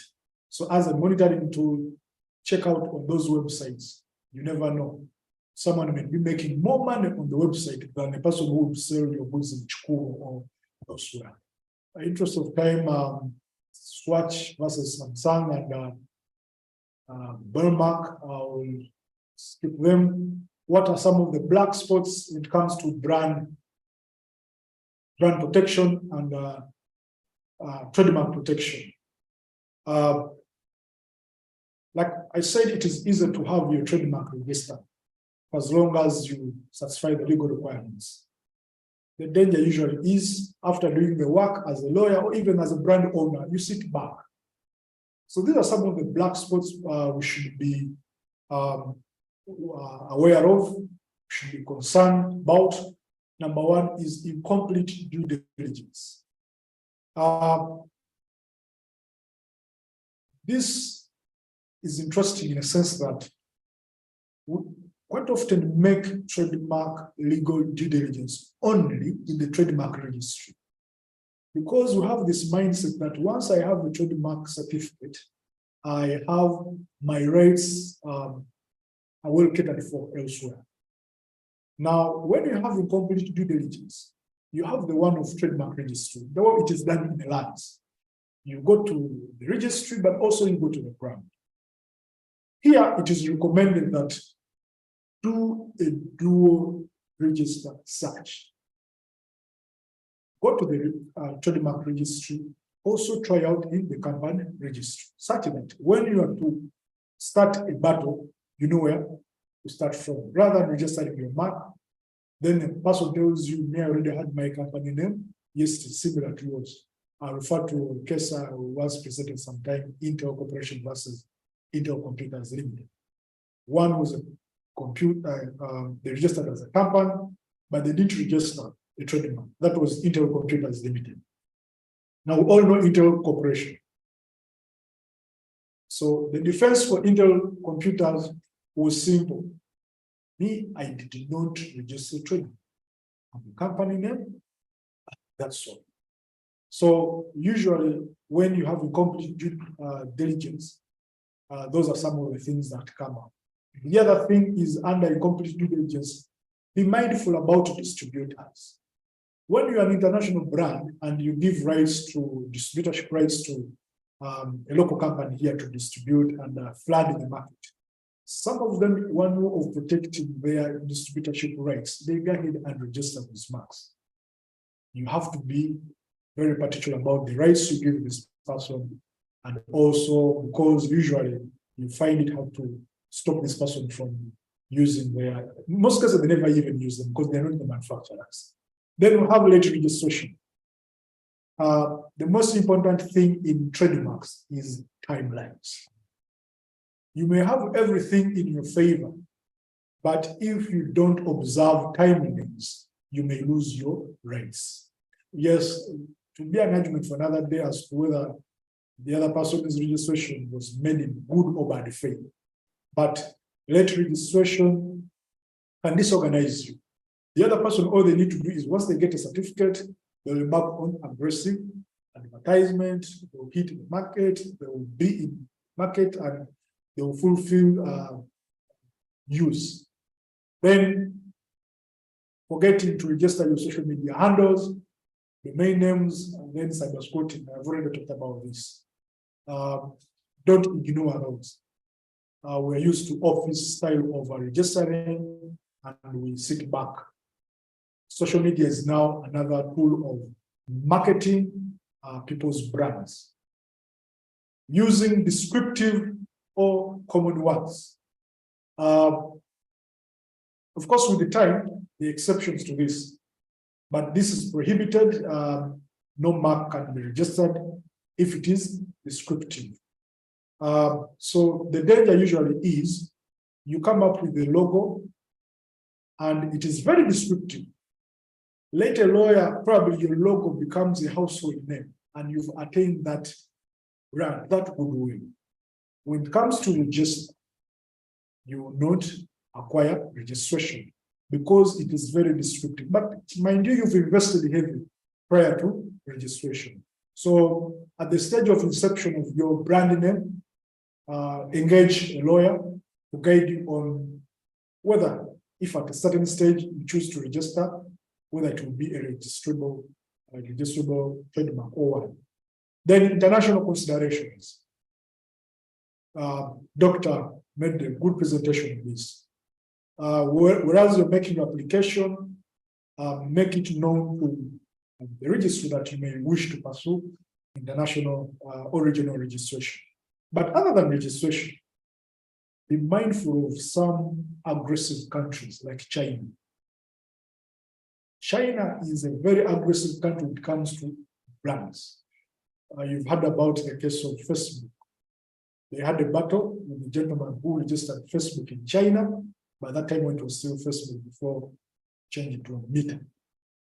When they went to register Facebook in China, it was not available for registration. They had to discuss and prove things of distinctive prior use, prior registration, well-known mark. China's trademark law is quite different. Facebook had to buy out the rights of that Chinese. But the other thing is that they are so aggressive. Chinese are so aggressive, their market. That it explains why most inventors or business owners in USA, majority even before they register in these other countries, the first country they go to, China. China is so aggressive. So some of the international considerations is that look out for those common markets. Countries like Dubai and others, they will not tolerate some of these things of counterfeits and all that. But some people are aggressive, they will use, or even they will do defensive marks and support them, own them.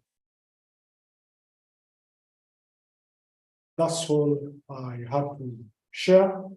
Maybe a few takeaways from this is to be mindful of the importance of brand validation, that is a registration, and also protection. The measures are wide. There are those in the law, which are common, but the ones in the law usually happen or they are invoked at the stage of infringement. You may not wait for infringement. We'll go through those who have highlighted. The other is register your brand, validate it as early as possible and widely, not only within your region, but in other jurisdictions. Then lastly is the value attached to the brands. The trademark is there, but there is more to that trademark. And any infringement, if it is not handled very well from the stage of probably identifying a potential infringer, how you gather and manage that evidence, it may affect the bigger brand of your client. I think that's all I had to share with our good members. Thank you. You're welcome, Brian. Thanks a lot for that wonderful presentation. We have a few questions. There's a question that Mr. Vincent Vitature asks of, can it be presumed that a brand is like a national ID is to a Ugandan? So Brian, over to you and try to quench Mr. Vincent's queries. Can you believe that the brand is like a national ID Ugandan? I would concur with you. Like I said, a brand is your reputation. If you don't handle that brand very well, actually you may lose out the entire business. It is going to be used as a yardstick for future negotiations. Now, when I have my ID, before even I talk about myself, you will see my particulars.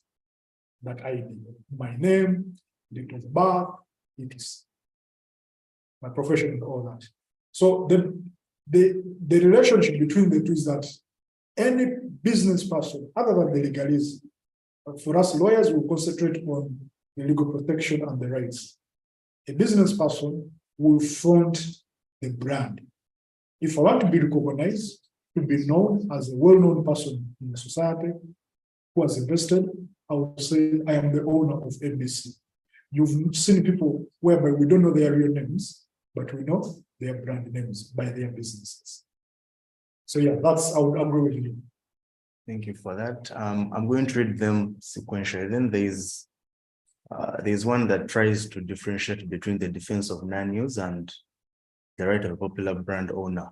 Mr. William Humza asks that an interesting trend that has emerged is the use by other businesses of popular brand names, but for goods that are dissimilar to those of the popular brand. In cases for infringement, the defense of non-use has always been raised. This is so especially if the popular brand did not register any defensive marks. However, on the other side, registrars, I presume he means registrars of URSB, registrars seem not to be ready to allow the non-use defense. In your opinion, what weighs heavier? The right of the popular brand owner or the defense of non-use? I'll go with popular brand owner. Why? That's where you adduce evidence of prior use, prior registration in other jurisdictions. Of course, like he has rightly stated, registration or protection is territorial. From the experience and a few matters or trademark disputes I've handled before the registrar, it is true that actually there isn't to pursue a defense or to go by the defense of non-use. Why?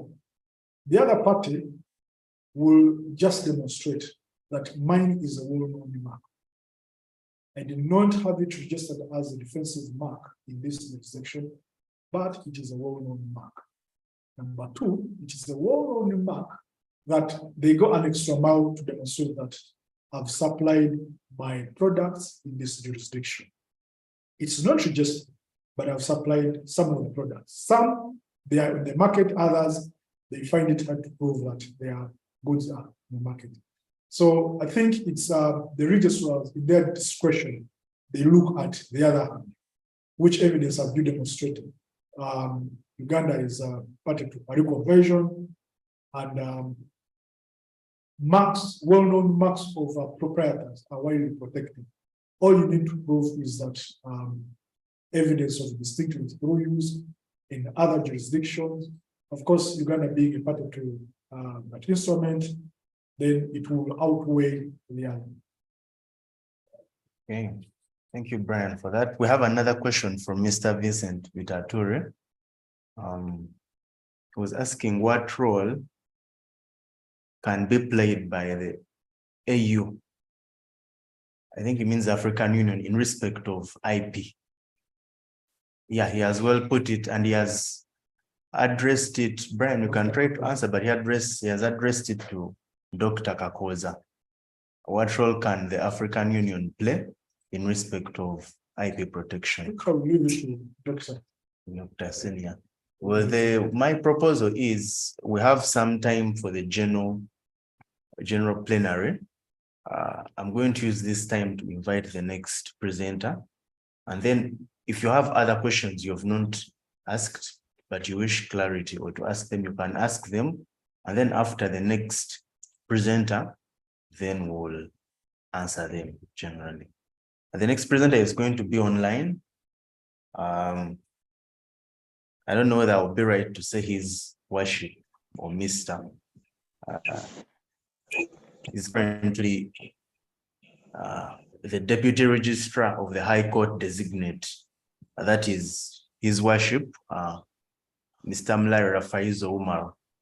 Currently, he's the Assistant Director of the Law Development Center, the Lira campus. And he's the Managing Partner of the law firm Nabu Kenya and Mularira and Company Advocates.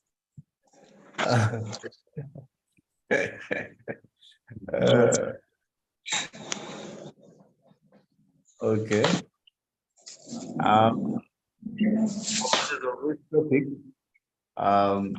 He's currently a PhD candidate, and the area of his research covers the topic that I'm going to be presenting. And the topic will be analyzing legal considerations in artificial intelligence and IP protection. So I'm going to invite Mr. Faizo Mlare Omar to make his presentation. Just to confirm whether I can be heard. Loud and clear. Can be Okay. heard. Do you mind sharing the screen sharing the work? Let me do so. Okay, thank you so much. Thank you for the kind introduction. For the record, I left the law firm to serve at the Law Development Center, where I'll be leaving to join the bench. But I'm grateful for your kind introduction. Brethren, good afternoon and warm greetings from LEADER. I'm sincerely sorry and apologetic that I'm unable to be with you physically at Kampala. But since we are working in the digital age, allow me to use this digital platform to make my presentation. I want to thank the organizers for the kind invitation and my supervisor, Dr. Kakoza, for having invited me to make my inaugural presentation in my forthcoming research journey. My topic is analyzing legal considerations in artificial intelligence and IP protection. I'll introduce the subject by defining some key concepts and then give what I consider to be my legal considerations, and then make a summary and conclusions of what would be my recommendations. Now, artificial, as you are aware, globally, the world is moving into the fourth industrial revolution, which we've already embraced. The fourth industrial revolution is largely driven by big data collection, processing, and management, social interaction across borders, economic revamping and economic innovations, then environmental spheres as drivers for sustainable development. These spheres are powered by an expansive use of shared data as driven by the UN Sustainable Development Goals. At the closure of the Millennium Development Goals, the UN Assembly adopted the SDGs as drivers of development.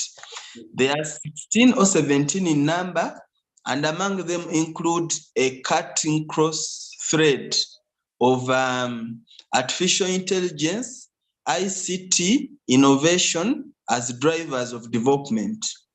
So we need to harness and tap into the power of information technology if we are to remain competitive. We need to improve the delivery and performance of our services to ensure that we attain the 3 E's: economy, efficiency, and effectiveness, to be competitors not only within our now opening cross-border trade within the region, like the ESC, but also in the SADC, the African Free Continental Trade Agreement that is coming through, or which we've already started embracing, the African Union as a general market, and globally through the other trade blocks that we are having. The advent of the cross-cutting BRICS, the BRICS, has increased the potential of all these countries to come together and to trade across countries. I think the BRICS is the largest cross-continental trade bloc, and a lot of data is being processed there, and the deployment of artificial intelligence to ensure that we attain the 3 E's: economy, efficiency, and effectiveness.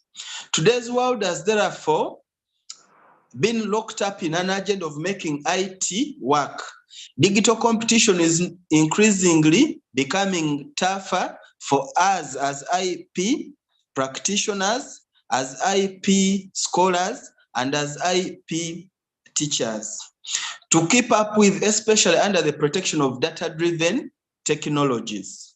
This presentation, therefore, seeks to draw from the legal considerations that surround IP protection to analyze the good and the bad of artificial intelligence as a growing concern in protection of intellectual property rights as we all know them. Then I would define what artificial intelligence is. Artificial intelligence connotes to creativity, programmed, integrated, using integrated technology, which replicates human behavior. This may include robots, analytics, like in the medical industry, they're using analytics, telehealthcare services, video gaming, and so on. These are facilitated e-trade procedures, third-party audits, because the third party is using your data, whether you know or you don't know. Self-driven cars are now coming through, cable cars. We're also having promotion in sales using all these media platforms. I think many times when you log onto the internet, an advert is popping up which you don't know. They are asking you to accept cookies before you can access any of these databases, and they are collecting a lot of data, both individual, private data, and marketing strategy data. The requirements to meet the purpose would then include contract performance in terms of e-commerce and e-trading, consent. You consent by clicking, and you know how difficult it is to read all these copyright agreements and all these data use agreements. They say consent to our terms and conditions, but you do not have enough time to click through to understand what the terms and conditions could be. Legitimate interests of these various owners of these databases that are processing big data and collecting it through or from the internet users. Public interest. A lot of information is being shared on the, like the previous speaker has been talking about TikTok. He has been talking about trademark monitoring and evaluation to see whether there are cases of infringement. Professor Kakoza, doctor, has given us a great detail of the international protection of copyright and all these other intellectual property rights through the various systems, and the Kampala Protocol buttresses these. Then, are there legal grounds for processing this data? Is a big question that is intriguing, that has driven us to start thinking about how we can use artificial intelligence to drive sustainable development. How do we honor these agreements that we enter into online in case of breach? Who assumes user liability? How do we ensure effective protection of the data and its integrity and the privacy during the assessing, processing, and sharing of this data? Still intellectual property are acquired rights, as you know. They are acquired by virtue of one's creativity or ideas. It exists in a given with industrial application, patents, pharmaceutical industry findings, user utility models, trademarks, goodwill of a business, copyright, and so on and so forth. But then who grants ownership to this creativity? The idea of the right to control how others can use their work becomes a great concern in the wake of emerging artificial intelligence, where the urge to be everywhere is driving most of us to post even what is in your mind. You just post it and somebody is picking it and converting it into a tangible intellectual property right. The economic rights that arise from abuse of this data, the right to confidentiality, the data protection concerns. I think EU is leading in this under the General Data Protection Regulations. The right to be forgotten. I don't think that us here on the call, if we started using, like for one, I went onto Facebook around 2008. I was led there by a lady already on call here, Sheila Tumwine, my then boss. And I don't think the views I shared then when I was a student, when I was a youth, when I was a young man, still represent the views I ascribe to now. But when somebody is to do a background search about my ideas and undertakes a trend analysis study, they might pick on something for which I have since moved away from. So is there a right to be forgotten? And how do we ensure that this is achieved? The current innovations in artificial intelligence deployments tend to suggest that even when you delete some of the postings and some of the information shared, it is already synchronized within the system and you can delete it on your device, but the other people can still maintain it. I think those of you on WhatsApp, you're already aware that there's a new WhatsApp type, which does not allow you to delete. And even when you delete, the other people remain with such data and it can be used against you. Creativity, economic and social rights and economic rights are changing away from the conventional one set out under the International Convention on Social and Economic Rights to now having economic and social rights enforced with the big data revolution. The benefits of using artificial intelligence vis-a-vis protection of intellectual property are undoubtedly immense. Since the 1960s, open data, recently popularized as big data, has inescapably been playing a big role worldwide as a source of development, space, and agendas. Personal data is stored in searchable and editable databases online. Every time you log on to online, when you want something, they require you to first fill in a small form. And when you fill in that small form, or accept cookies and so on and so forth, a lot of your personal data is being collected. From the multiple online sources, there can be massively and expansively collected, located, and shared effortless and efficient data that can be shared across departments. Recently, we saw when Uber sold its data to some companies, and also I think MTN had sold some of our telecommunications companies without mentioning them for fear of anything that can come up. They've been in the habit of selling some of our data. Usually when you're to buy airtime online currently, you'll see that you're buying it from a company called Catisbad or Catisbury, something like that. But your contract with MTN is that you subscribe to MTN Mobile Money. How they sold our data to that company from which we buy airtime, nobody of us knows. IA is permitting the extraction and sharing of open data meaningfully across departments to support decision-making processes. As a development agenda, governments are going E, and in the course of building e-databases, you'll find that under the PII, personal identification numbers, I just need to log on to with your national ID number, then I know your the properties you hold in lands registry, your tax returns, your passport number, and all these other databases that Uganda is generating that are interfacing. So data is easily managed, accessed, analyzed, interpreted, synchronized, disseminated to appropriate ports of call, regardless of how massive it is. The access to real-time data in scientific research is also causing an influential medium of efficiency and creativity, of free and open flow philosophies of data. This is because of the instantaneous and the prevalently thorough, comprehensive interactive systems that are being built globally. I think you're aware that in Entebbe, we are building the National ICT Park, which is going to synchronize all the data in Uganda.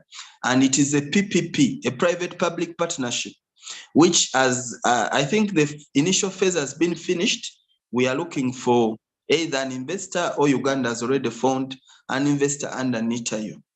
This provides for data interface and expansively applicable solutions for evidence-based action that meaningfully and accurately fixes work-related challenges. We are dreaming of a time where we are going to use of Internet of Things, where things just open for you wherever you go, and your DNA will be tracked in the system. And there was a scare. Some of the people that had refused to take COVID vaccines, they said the vaccine would change into a metal that would link your DNA to all these big data banks. I think it was a myth, but it is a waging on discussion on internet if you follow the big data and sustainable development debates going on. Maximizing opportunities for developing countries as a driver of sustainable development profiles their commitment to the goal in terms of attainment, especially in achieving responsiveness, inclusiveness, and representativeness in development decision. In Uganda, the lead agency is NITAYU, which is leading in service delivery and transforming communication into e-government. That said, we should also look at the pace at which the artificial intelligence is taking over. A brief statistical representation here would raise worrying concern in terms of data protection and protection of all these intellectual property rights, but also raise a ray of hope that Uganda is turning into a global village. As of 2017, 43% of every Ugandan out of the then 25 million people had mobile phones. The current rate is that out of the 40 or 39 million people, at least 26 have enrolled on mobile phones. In South Africa, all workplaces are embracing innovative modern methods of automation like IA, sensorization, where we are using the thumbprint to access a lot of services, and networking data analytics. These achievements are without a doubt are driven by artificial intelligence, but they also make it difficult to understand and appreciate the importance of privacy. For example, people on TikTok, which app is used globally. I think we keep seeing some troubling videos, all these sorts of information that is shared without sieving and without even caring about the mental health and the mental state of the viewers. Some of them do not even raise viewer discretion. However, how about the rights of the people in those videos? How about the photographic rights of the people compiling those information? How about the patentability of those innovations that are leaked out through those videos? How about the utility models and all these auxiliary copyright enabling rights of the persons in that kind of information that is shared? There is an increased security risk in confidential information. Personal privacy has been left naked through the use of apps and service business models that aggregate data and process it without even the data subjects being in the know. Uganda recently enacted the Data Protection Act of 2019, and it established an office of the Data Protection Officer. However, what is the capacity that the country has got? Without consent of the owner of work, without the consent of the owner of an intellectual property right, copyrighted or protected, businesses are relying on information collected by others to market their solutions. But alongside this is an accelerated rate of growth in fraud and violation of privacy. SafeBorder recently sold its data to third parties, its client data to third parties without their knowledge. This is a matter, I think even Uber, it was litigated in the EU court. The electronic footprints that we keep imprinting on all these data platforms we access and these integrated computer databases is being used to exhume client history and abuse of the right to be forgotten. Information gathered for one purpose is being used for another purpose. This brings the breaches at the pitch. For example, patents, intellectual property, when we look at patents, artificial intelligence-related innovations may be eligible for patentability for so long as they meet the necessary requirements like being novel, inventive, and having industrial application. It is important to note that patent applications for IA often are facing challenges regarding determination of the inventiveness and disclosure of sufficient technical details, because it is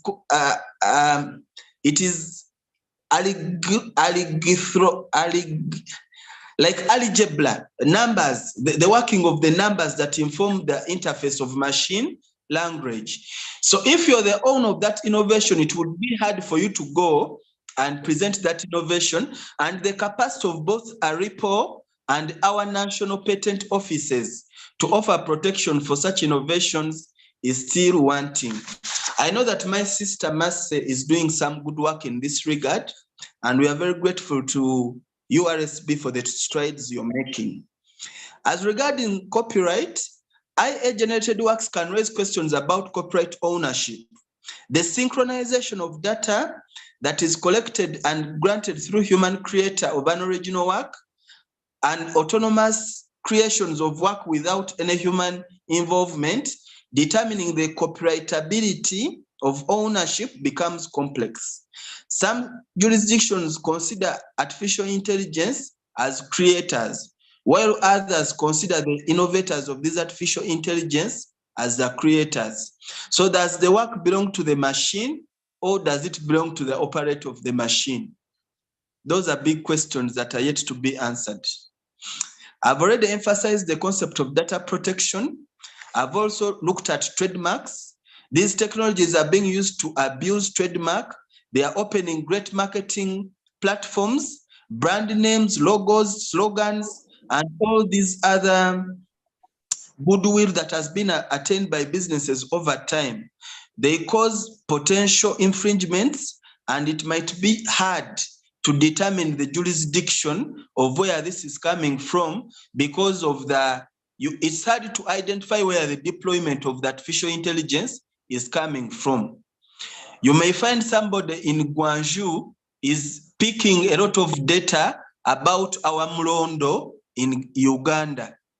Many of the people that have gone abroad on green cards are sent to Africa to come back and pick on our traditional indigenous medicines and take these brands to the pharmaceutical industries in the global north, which end up patenting them. I think you've seen the threat of the Mlondo, you've seen the threat of some of our African coffee, and all these other things, including the Adidas registration of a trademark for the back cloth shoe, which original has been our Ugandan indigenous cloth for centuries. Fair use and fair dealing may be difficult. Artificial intelligence systems tend to pick, analyze, process copyrighted material, and this is actually a problem for us in the academia, where we are looking for a software that tracks abuse of copyrighted work. Like in the United States, the use of and compliance with using of these contexts of plagiarism is not easy to detect, most especially in artificial intelligence generated works. Liability. The autonomous and capable making decisions of the machines can easily make the operator escape from liability. If there is human harm, is it by the machine? Did you sign when you consented by clicking to be bound by the terms and conditions of the machine? How do we then address the issues relating to product liability, professional negligence? I think you know Sophia, the resident of Saudi Arabia. Recently, we had a debate on professional negligence for lawyers, where in US, firms have started deploying robots for lawyers, and all these databases that are able to give you legal advice and also medical prescription. Colleagues, these are very serious issues that we are going to be confronted with as we embrace the fourth industrial revolution, or if we are to strive to remain meaningful in the economy and to cut an edge for us as intellectual property practitioners, both in Uganda and abroad. And what I need to emphasize is that the fourth industrial revolution is irresistible. We are moving away from whatever data you're doing to e-transactions. ICMIS is an example. What will happen if somebody hacked into ICMIS and all the data we keep loading onto those confidential information about client secrets, you're litigating intellectual property rights, you're loading your client's formula, and you're litigating an infringement case, and the hacker comes on and takes it. It can be as bad as your imagination features into mine. The institution protecting data have not given attention to the fact that the dependence on greased information for interventions can permit artificial intelligence to capture and manipulate information from other computers. There is need to design a complex legal regime that would manage to align with the ever-changing machine language and artificial intelligence to determine fair use, legal liability between the operators of these machines, the innovators, and those that are deploying them, and also to make a rectification on blocking, erasing, or distribution of information that is no longer sufficient in meeting the desirable goal. The UN General Assembly adopted the right to be forgotten, but it has not yet given us the framework of this right. Many of our municipal laws and regional conventions have not domesticated or regionalized the right to be forgotten. There are calls to trickle this right down to our municipal laws and also recognize it within our constitution and our bills of rights. The sustainable development goal agendas must play privacy to remain important. The EU General Data Protection Regulations and all these laws in Africa. I think in Africa, my last reading here shows that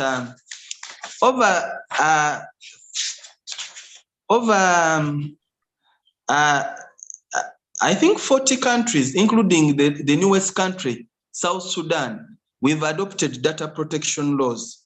This will go in a long way in safeguarding abuses and ensuring that data-driven technology significantly remains a transformative driver in research and development. I would want to look at these challenges as opportunities. Updated intellectual property laws, international cooperation and harmonization through regional governments, international stakeholders, and collaborating to establish common standards that guides best practices in artificial intelligence-related intellectual property rights can help to promote consistency and harmonization across the various jurisdictions. We also need to balance incentives and access. Here, I mean that whereas we are protecting the rights owners against infringement, we should also not stifle innovation. Policymakers should consider making and implementing mechanisms that encourage development of artificial intelligence that addresses public interest problems. We need enhanced data protection laws for personal data and synchronized data with widely regulated access protocols and court-sanctioned use in case of complaints. Ethical guidelines and best practices can help us to safeguard intellectual property rights by having strong best practice enforcing organizations that are responsible for the development and ruling out bias, fairness, transparency, accountability, answerability, and ethical mitigated potential legal risks and enhancing public trust in artificial intelligence. Licensing and collaboration can be considered to allow intellectual property right holders that are not in jurisdictions where this is to allow a broader adoption of artificial intelligence technologies. This can be through sharing royalties, transfer of technology. I'm sure that Section 19 of the Uganda Investment Authority Code Act of 2019 gives leeway for this and to help to stimulate industrial development. Education and awareness colloquiums like this one can be of help, and continuous monitoring and adaptation to monitoring mechanisms.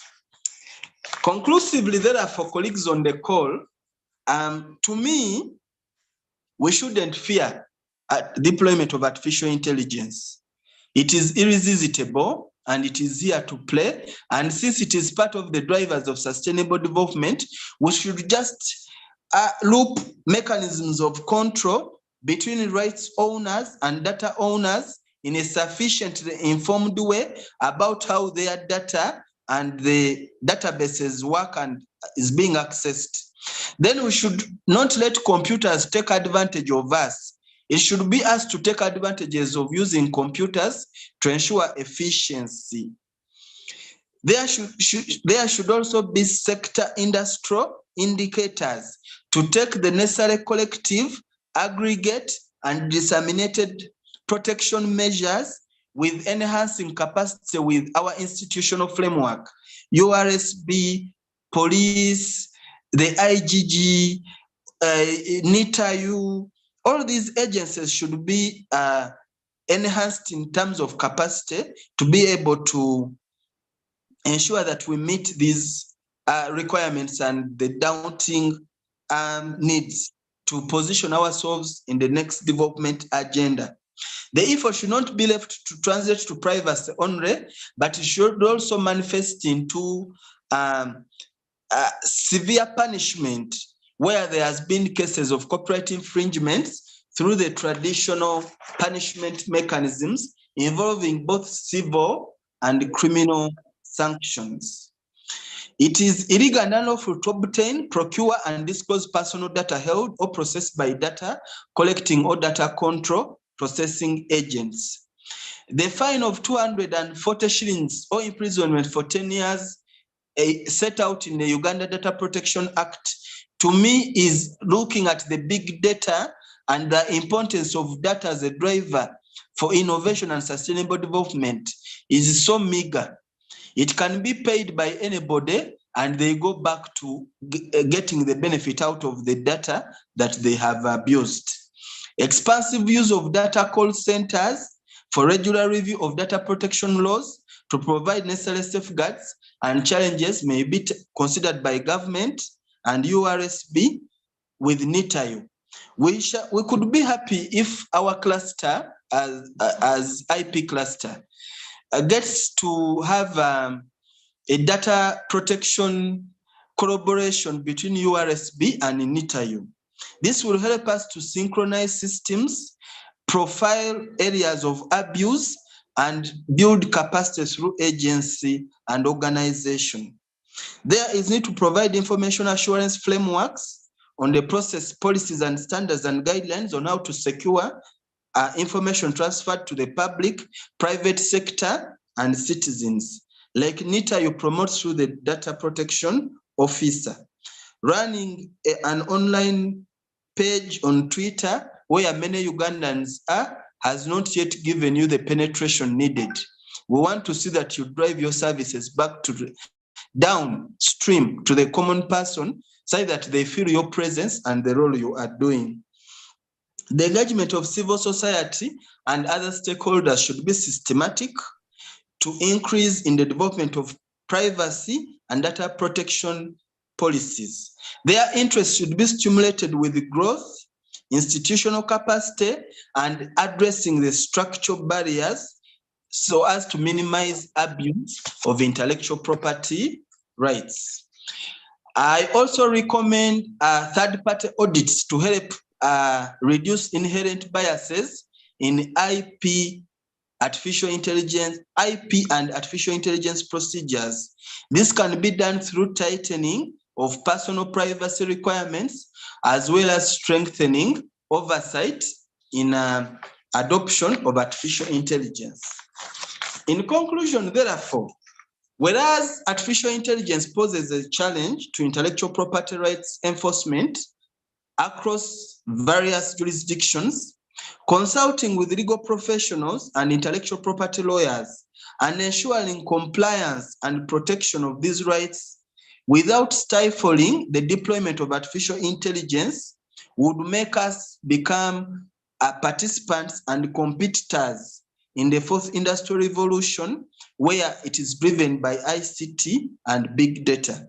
Uganda is undergoing the middle phase development phase, where we are embracing industrialization from the stages of modernization. We are moving away from rudimentary, where people were using hands to, and now we are going into SMEs and industrialization.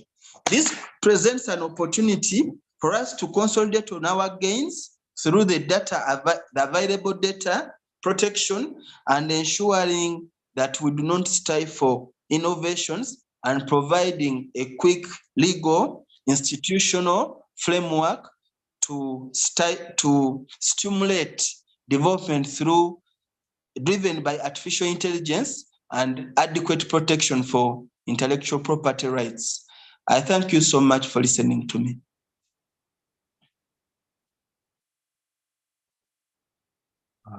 Wow. Thank you so much for the wonderful presentation. You have clearly provided the analysis of the legal considerations that we have to look at when it comes to artificial intelligence and IP protection. Members are allowed to ask questions. You can check and see if there are some. Mr. Vincent Vitature is asking, there is an accusation by certain groups of thinkers that AI, that is artificial intelligence, is a means by globalists, for example, World Economic Forum, to escalate economic, technological, and even thinking. As lawyers, how can we curtail the reinstitutionalization of economic monopolies and knowledge monopolies to the detriment of persons and low development economies? Your Worship, Umar, to respond, most obliged. If I may repeat, I don't know that you got it clearly. I've got it. Yeah, he follows it up. He says there is also an argument that the innocent AI is being deployed by the World Security Intelligence Agencies to spy on suspected and targeted enemies of certain states, hence the illegal intrusion on personal privacy of human beings. How can such unauthorized actions be prevented? Then he continues to say, there is also an accusation that AI is a tool for commercial spying. How true this is not easily determined. What is the view of members online? Any of us can respond, most obliged. So there are 3 questions, and since this is your area, you can guide us and him. Thank you so much, Mr. Vitature. Hope that's the right pronunciation. Yes, I agree with you. There are all these fears about economic monopolization against least developed countries, and global economic globalists trying to position themselves through securing monopolies by deployment of artificial intelligence. Yes, but for how long are we going to close on? We have our universities here. This week we are shocked when they told us we've been teaching expired courses. But what is the innovation in all these incubation centers that we are setting up? How are we positioning ourselves Are we trying to use artificial intelligence to design indigenous solutions to our problems? Or we are waiting for licensing and acquisition of artificial intelligence through technological transfer agreements from other jurisdictions? That's a big question. That's a very big question. And unless we position ourselves to use the training and design artificial intelligence in all these institutions we are having to design indigenous solutions to our indigenous problems. And I think this is one of the issues the head of the state has been emphasizing over time. Otherwise, we shall continue to see a neo-liberalistic approach through another form of colonialism where we shall be controlled through artificial intelligence. And of course, it is working out. When you look at money laundering, the spying you're talking about criminal states and enemy states, the lack of domestication of these international instruments, and the time we take to ascend it to them and domesticate them into our local laws and allow our institutions to function very well is a problem. We become prone to and susceptible to abuse and all those other things. I think that's the summary of all his questions. That's how I can summarize them. Thank you so much. No, Your Worship or Mr. My name is Faizo. I haven't taken any judicial yet, please. Okay, well noted. Miriam Nabatanzi also has a proposal. She says that I also propose that we work with the Personal Data Protection Office, an independent office which enforces the Data Protection and Privacy Act. Yeah, so it's a comment. Thank you, Miriam, for that constructive comment. I agree with you. So our leaders in ULS, URSB, and the NITAU and the Data Protection Office, please let's create a platform to enable us to start tackling these issues and to position ourselves. The earlier we position ourselves, the more we shall be consultants in this, because the next development agenda is driven by big data. And I don't know how the next I don't know how they will call them, Millennium Development Goals, SDGs. I don't know how the next development goals will look like, but they will have a big bearing on big data and artificial intelligence. Okay, thank you. The questions are still coming. There is one from Mr. Mark Tugume. He's asking, in some cases, can AI-generated works be considered as commissioned works under the legal principles of copyright law, thereby reverting ownership of the same to the person that commissioned the work? Of course, by the time they deploy the artificial intelligence, they've set the parameters through which the machine language will work. And they've also done the tests to avoid biases. So if it is them who set up the work, then the work can be commissioned work. That's when you see that the work is the data is from Uganda. It is collected through deployed artificial intelligence, but it is being picked up and used by people in the UK, and there is abuse. Abuse will go on, jurisdictional issues are not addressed, and you who is in Uganda, who is the data subject, because we're not protected, you cannot even have a cross jurisdictional suit. Even litigating in these areas will still be a problem. Well, thank you for that. Frida Kabatsi also has a question.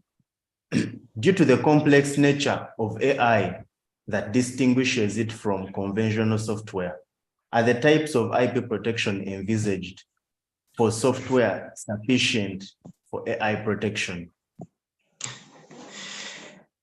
Depending on the arguments you make, they are not yet sufficient because of institutional, the legislative, and the policy frameworks. But once we have now the Data Protection Office, once we drive this as the driver of development and we concentrate on making them work, I've talked about harmonization and picking best practices. Of course, the next driver of intellectual property rights is going to be largely dependent on artificial intelligence. Because of the 3 E's I talked about: economy, efficiency, and effectiveness. So the answer is yes, depending on how you approach it. And we build both legal, legislative, institutional, and sensitization of the innovators, the owners of these intellectual property rights. And I think where we are moving, we are going to see dual registration of both an IA register and an intellectual property rights register. I see it coming soon. Okay, well, thanks for that. Faizo, for now, I'm going to request you to turn your video off and you stay on the call. We have other questions that are in general plenary. There is a question addressed to Dr. Kapoza by Mr. Vincent Vitaturo. And the question is, what role can the African Union play in respect of IP protection? Okay, thank you very much, Tony, for moderating this far. And thank you, Vincent, for that very good question. It's quite a valid question. The African Union has been trying to push its relevance in international intellectual property protection for a good number of years, especially as far as the continent is concerned. The first attempt that African Union made was with the Pan-African Intellectual Property Organization Statute. That's what they call PIPO. So PIPO was a push to have an African-wide IP system, but it had a backlash because PIPO found an already established system through OAPI. OAPI is the Organization of African Intellectual Property, which picks out on French-speaking African states and all the states coming together and having one filing system. They decided to forfeit national intellectual property protection so that one just files through OAPI and gets instant intellectual property protection across the French-speaking 17 member states, Cameroon, Sierra Leone, and quite a number of them. So OAPI has been there for a good number of years. And then, of course, you have ARIPO, the African Regional Intellectual Property Organization, which currently has 20 African member states which are English-speaking. So ARIPO, the member states did not forfeit their national IP systems, but like I've been explaining in my previous presentation, you file through ARIPO and you designate which member states or designate states you want your intellectual property protected. So both are very strong and established, and we're privileged as Uganda that the current ARIPO Director General is the former Registrar General of Uganda Registration Services Bureau, Mr. Demania Twelebate. So ARIPO is strong, OAPI is strong, PIPO could not compete. It only had 6 African states that signed on to it. There was Chad, there was Tunisia, there was Namibia, probably just only 6, but none of those 6 even went ahead to ratify it. So it didn't go any further. And yet it's a 2016, it came out in 2016, so it had a still bad. So African Union sat back, rethought the process, and the ideal opportunity came with the African Continental Free Trade Agreement, which we know as ACTA. And after one has been coming up with various protocols, the African Continental Free Trade Agreement is trying to look at an African-wide market base with limited or no tariffs for cross-border trade. And of course, when you talk trade, you can't leave intellectual property behind. So ACTA has come up with the Intellectual Property Protocol for ACTA, which was only promulgated about a year or 2 ago. I think it was around 2020, and it's still gathering signatories to this. Once it has enough signatories, then the hope is to have it ratified and still follow the sticky approach of seeing if the IP protocol for AFTA under the umbrella of the African Union would do a bigger job than what OAPI and ARIPO are doing. It's sticky because being that these two are really strong, we want to see if the African Union would use its IP protocol to do an even better job of having all the 52 African states having an harmonious IP system in place. So that's the long and short answer to this and that. Okay, thank you for that, Doctor. Well, colleagues, we are right on time. I don't know whether there are any other questions that have been posted in the chat. I see one pop up. Oh, first of all, Mr. Vincent Barre, thank you for being very active in today's session. Vincent also has a follow-up question. How can the ESC, East African Community, which cuts across the Anglophone and Francophone regions, bring her advantages to contribute to IP protection? I think that's a follow-up to your remarks, though. Yes. Maybe you can. Yes. So yes, thank you, Vincent, for that as well. The East African Community has an intellectual property policy. I was involved in the background of putting that together. It hasn't been marketed well as yet.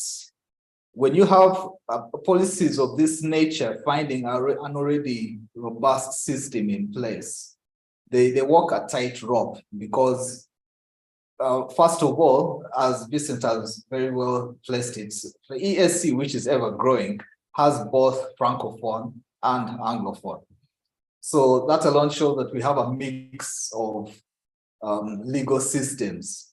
So how are you going to harmonize, say, for instance, our latest member of the ESC, the Democratic Republic of the Congo, which follows a civil law system and quite a unique and complex IP system in that matter, with the IP systems of the historical members of the ESC, Uganda, Kenya, and Tanzania.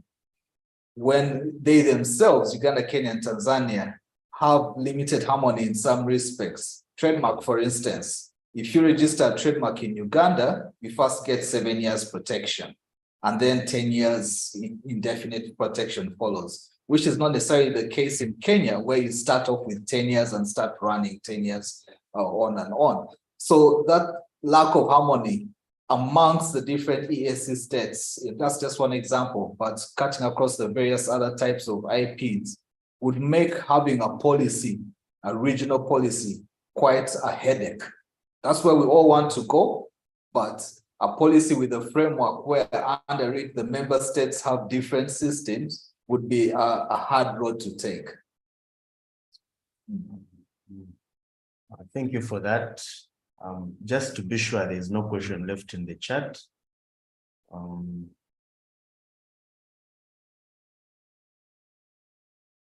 Yes, that question has been answered. So members, this brings us to the end of day one.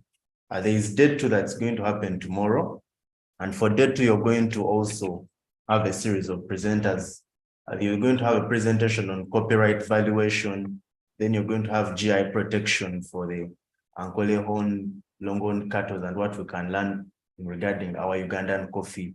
You'll have IP protection for software applications, the frequently asked questions there in. Then we'll have CMOs and copyright management, where we are and where we ought to be. But for today, I'm going to request the convener of the cluster, Dr. Anthony Kapoza, to give parting shots and closing remarks to bring us to the end of day one. Thank you, Tony. And I thank the audience for being patient with us, sticking with us all through this morning. We again send our appreciation to Ghana Law Society. We can't forget the people working in the kitchen, the cameramen, the technical people who make all this possible, because without them, we can't reach the audience. And we thank the panelists for sharing their ideas, sharing their knowledge, and you, the audience, for always keeping us on track with your very interesting questions. So we have to keep on with these trends because if we don't, we'll be left behind. And intellectual property is ever growing. It doesn't grow on an annual basis. It grows, I would even say monthly. There's always something new. So keeping in touch with these latest trends also enables us to be more relevant to our clients, to our students, to the people that we advocate for, even on community outreaches. And we value such presentations and the time that we spend here. So thank you for the time that you've all put in, and wish that you'll still be with us tomorrow as we continue this. Thank you and have a blessed day.